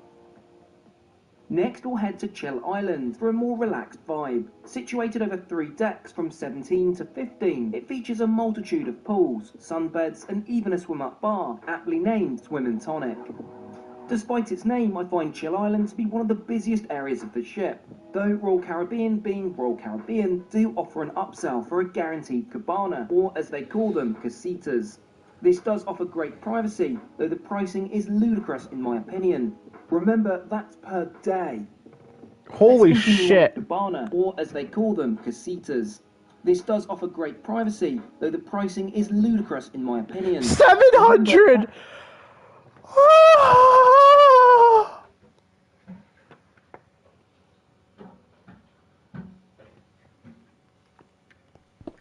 Kill me. Please kill me.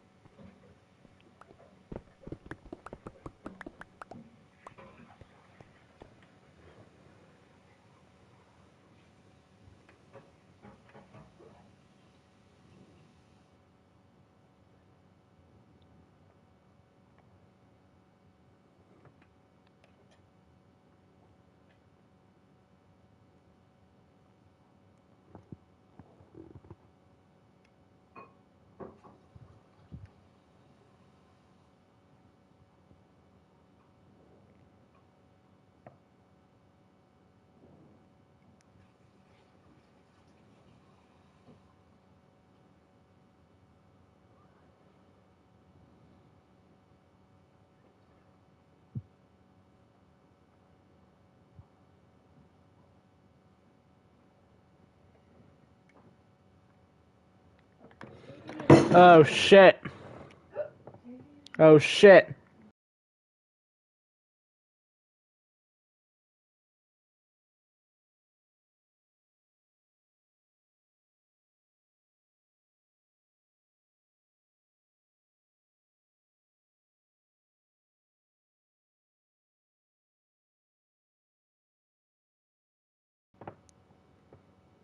Per day.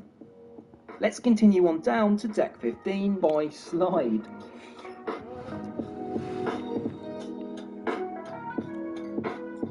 Deck 15 is where the Royal Bay is located, the world's largest pool at sea, holding over 40,000 gallons of water. It's also where you'll find a Royal Caribbean staple, El Loco Fresh, serving up delicious Mexican fare, from nachos to tacos to burritos. The best part is it's all included with no upsell. That is by no means a full tour of the outer decks. We've still got a lot more to see, but I make it lunchtime. What exactly does lunch look like? Well, I think we're going to head to Central Park and find out. Central Park is familiar territory to those who have sailed on Royal's Oasis-class ships, such as Wonder of the Seas. Featuring over 10,000 plants and a multitude of shops and restaurants, it's a lovely place for a stroll, or like us, a spot of lunch. There are even some rooms which look out on the space, such as this infinite Central Park view balcony. God damn. I digress, it's time for food. We'll be eating at Azumi Sushi, which is a specialty restaurant, though inclusive for us thanks to being star class. Let's take a seat and enjoy some edamame beans whilst we place our order. The menu is pretty extensive and offers an array of small and large plates with the option to eat a set menu. We may have gone a little wild on ordering, but the small plates are of great quality and super tasty. For main, we both go for a large selection of sushi. I will say though I found the wait times to be rather long, but worth it for the food. Listen, paying $14.99 a month for a streaming app, and $9.99 a month for a music app, and $12.99 for a fitness app, and more money for a bunch of other apps, that really adds up. So why not get YouTube Premium for just $13.99? It's like having all those and the entire world of YouTube uninterrupted. Your wallet will thank you, if wallets could talk. YouTube Premium. Try 1 month free. On the way out, I spot a new section of the restaurant, Azumi in the Park, which offers a grab-and-go sushi at a surcharge. Now to head down and explore our next neighbourhood. Halfway through Central Park is an automated door leading to a staircase. This winds down initially to the Pearl Cafe, which you'll be glad to hear is not an upcharge. Wow, specialty coffee is at a cost. Now we've reached the gateway to our fifth neighbourhood, the Royal Promenade. The centrepiece of this neighbourhood is the 46-foot high, 175-ton Pearl. Holy shit. So aside from being a really neat feature and a great photo opportunity, it actually connects us right down here to the Royal Promenade. Shall we take a look around? Now for a quick word from today's video sponsor, Odoo. I needed a website to showcase the adventures I go on, something easy to use and accessible from wherever I am in the world. Meet Odoo, the best platform to manage your whole business in one place. The Odoo website builder is a powerful tool to effectively create a website for free, easily and quickly. I've built my website simply with no technical skills required. You can see how easy it is to simply drag and drop blocks into place. I can then quickly customize with animation, colors, and image sizes. The grid allows you to easily manipulate the layout. What's more, AI is available in Odoo, so if you're stuck for content inspiration, ChatGPT helps you generate text or even rephrase parts of it. Get lifetime support, unlimited hosting, and a custom domain name offered for 1 year. The Royal Promenade was first introduced in 1999 on Voyager of the Seas, but has grown to literally become a faux city centre and bustling lively community at sea. You'll find the usual Sorrento's Pizza here, open from 11 AM through to the early hours of the morning. Tonight, wow. This is indeed included in your cruise fare. Let's continue across the 360-foot long Royal Promenade. Hold up, is that a dog? My eyes don't deceive me. This is Rover, the ship's 6-month-old chief dog officer. Oh my god!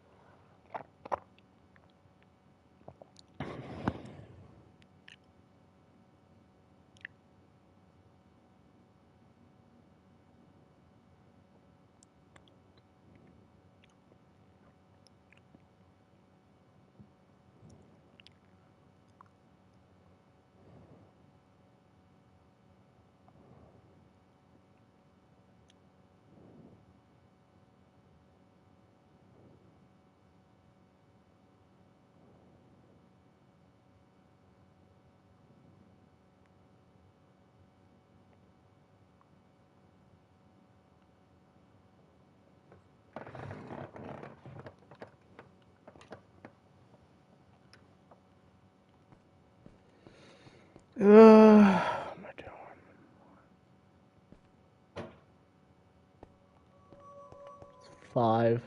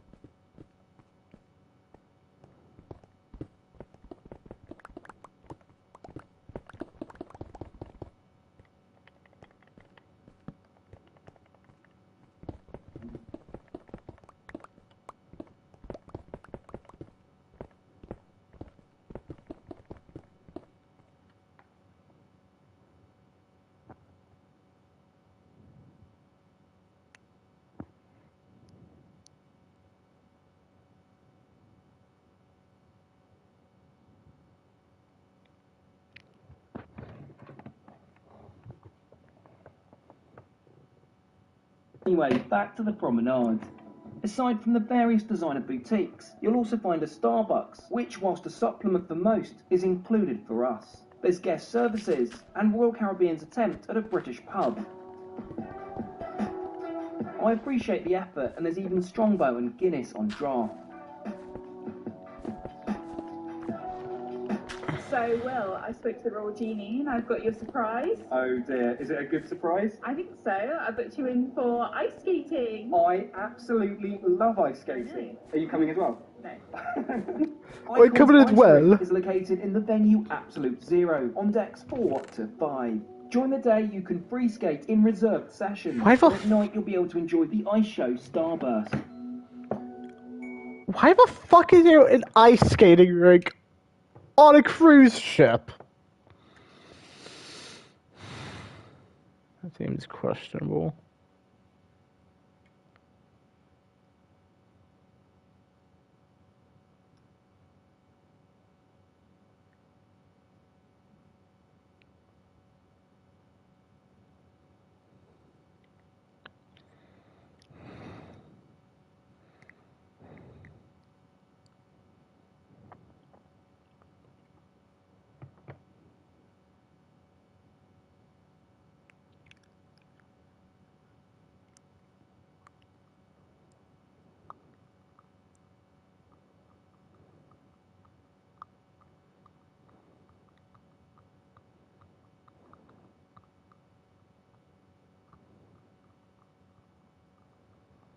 Xavier, where are you?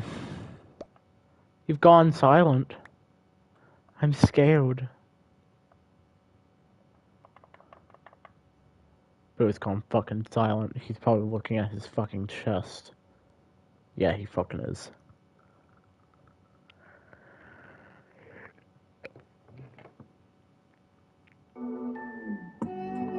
Sorry to disappoint, but I won't be attempting anything more ambitious than a gentle skate. I still do find this so surreal to be on the ice in the Caribbean Sea.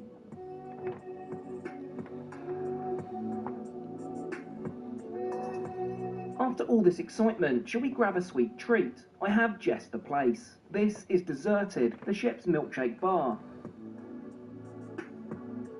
The menu looks enticing until you see the price. I mean, $18 for a milkshake is an utter disgrace. Thankfully, this is included for Star Class, but for the majority, it's not. Naturally, we choose the one topped with what I believe is an alpaca. Let's head outside to Thrill Island and give it a try. Seating-wise, we'll take a seat at Base Camp, the main eatery of this neighbourhood.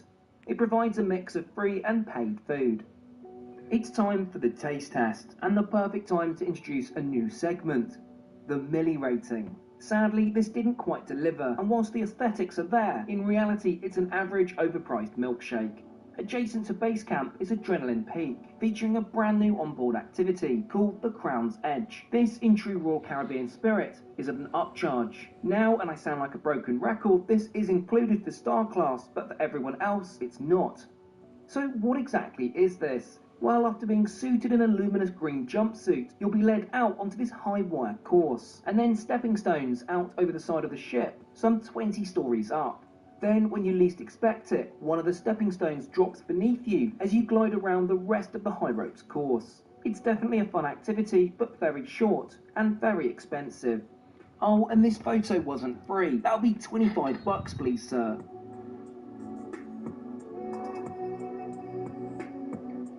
Just a few hours later, and it's time for dinner. We have reservations down in Central Park again, but this time at a new venue. Of course, what would be sailing on Royal without a meal in Chops Grill? Offering both outside and inside seating, and for the first time, a display of the various steak cuts available to order. We'll take a seat outside, which I feel is a much better atmosphere and general vibe than inside. I mean, you're kind of in a leafy park in the middle of an ocean. Shall we take a look at the menu then? If you fancy something even more special, there's also an iconic menu. However, this is at an additional charge. As our order is placed, we're served a G&T and lavender cocktail, which definitely hits the mark. To begin, I go for the wedge, and merely the wild mushroom soup.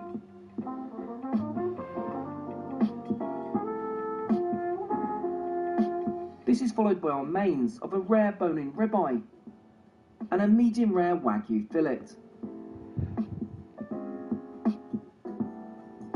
To close, we're offered dessert, and we share the New York cheesecake and the warm chocolate cake. With dinner out of the way, a stroll in the park is in order. This is truly such a lovely place to be in the evening. During this stroll, I spy a champagne bar nestled in the foliage. Needing no invitation, let's check out the aptly named Bubbles Bar for a post-dinner drink. Moet is served by the glass, and there's even a reasonably priced Dom option.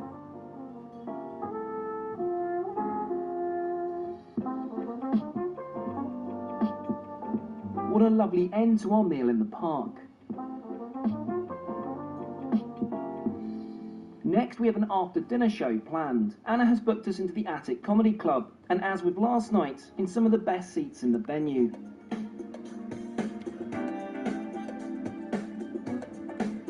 We're served some pre-show drinks, and I'm happy to see my friend Adam open up the show and introduce this evening's hilarious acts.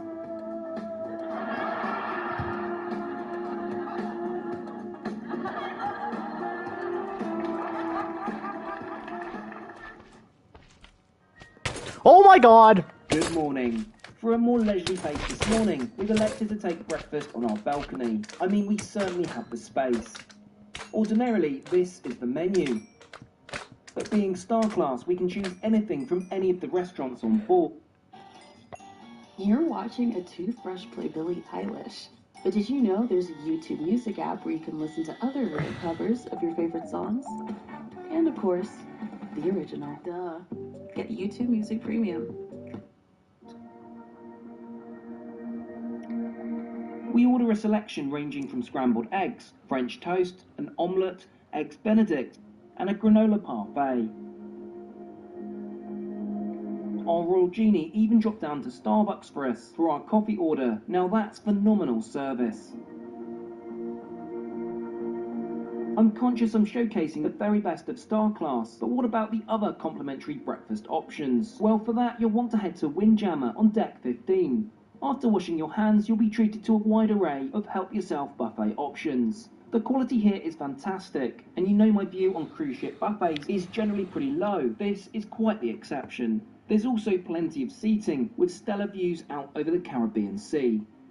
Anyway, with breakfast out of the way, it's time we explore another new neighbourhood. Introducing Surfside, located right at the very back of the ship on deck 7. This neighbourhood has been designed specially for younger families, though older ones can certainly enjoy this space too.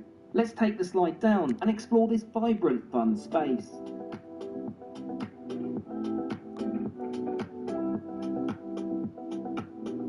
Surfside has been created to be self-contained, so you can stay all day with plenty of food options to keep you and the kids fed. The Surfside oh my god! is one such example, a buffet specifically designed for families, which is a Royal Caribbean first.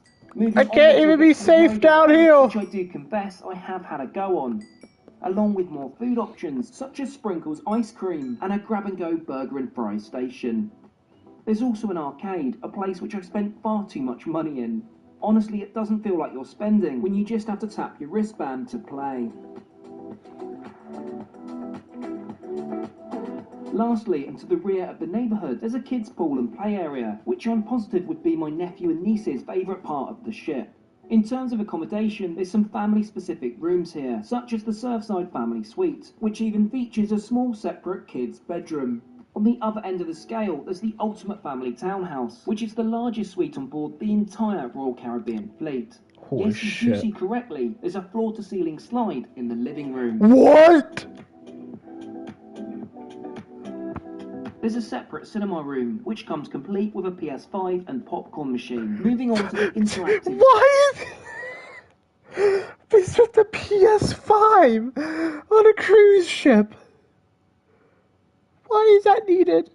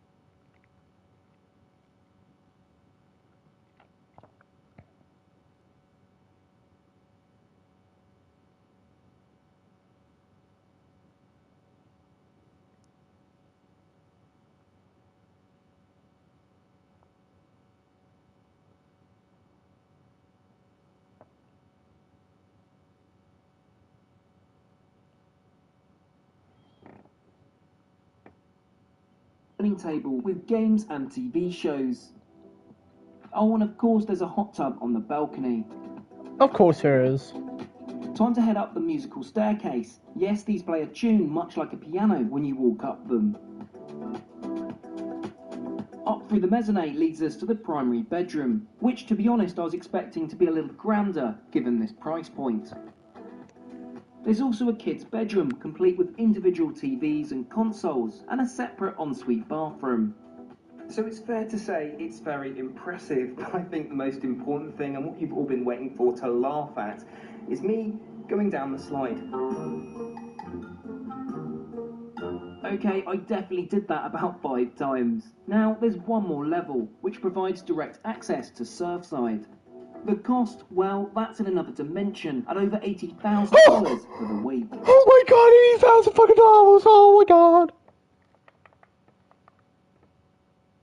Mamma mia.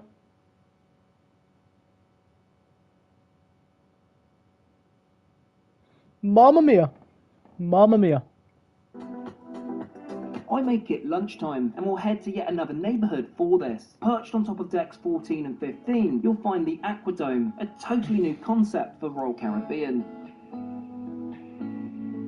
First up, you'll notice the Aqua Theatre, which historically has featured to the rear of the Oasis-class ships. We have tickets for this show tonight, so we'll be back later for a closer look then. Moving on, we get to another first for Royal, a food hall called the Aquadome Market. You can choose from 4 food stations, from noodles to mac and cheese to Mediterranean kebabs. It's perfect for a quick and hearty lunch. Oh, and there's also a crepe station. These are all included in your cruise fare, and I have to say I'm very impressed. Moving forwards, you'll get to what's called the Overlook, providing awe-inspiring wraparound ocean views, which is quite unlike any perspective I've had at sea before. It's all about relaxing here, with plenty of chill-out areas to kick back with a book and a cocktail. There's even Overlook pods, which, if you manage to find one empty, can provide a lovely perch up high. Expedia members get member prices and rewards for future trips. And finally, after all our exploring, we reach our lunch venue, Hook Seafood. This is at an additional charge, though included for us, thankfully. Let's take a seat and settle into some much-needed lunch. The menu, as you'd expect, is heavily seafood-focused, with a smattering of meat options. As our order is placed, we're served some garlic biscuits, and to my British friends, these are similar to scones. To start, we decide to try the freshly shucked oysters, something neither of us have sampled before. Shall we just say I'm not a fan? Moving on, Millie goes for the steak and lobster, which was a very good choice. I, however, went for a poor choice, so feel free to roast me down in the comments.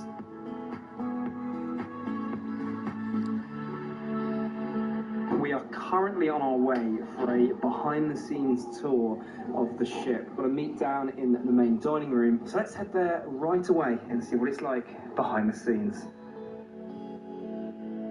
The main dining room is located across decks 3 to 5 and is the main venue for most passenger meals. Menu-wise, here are a few samples. To note, these do change each night.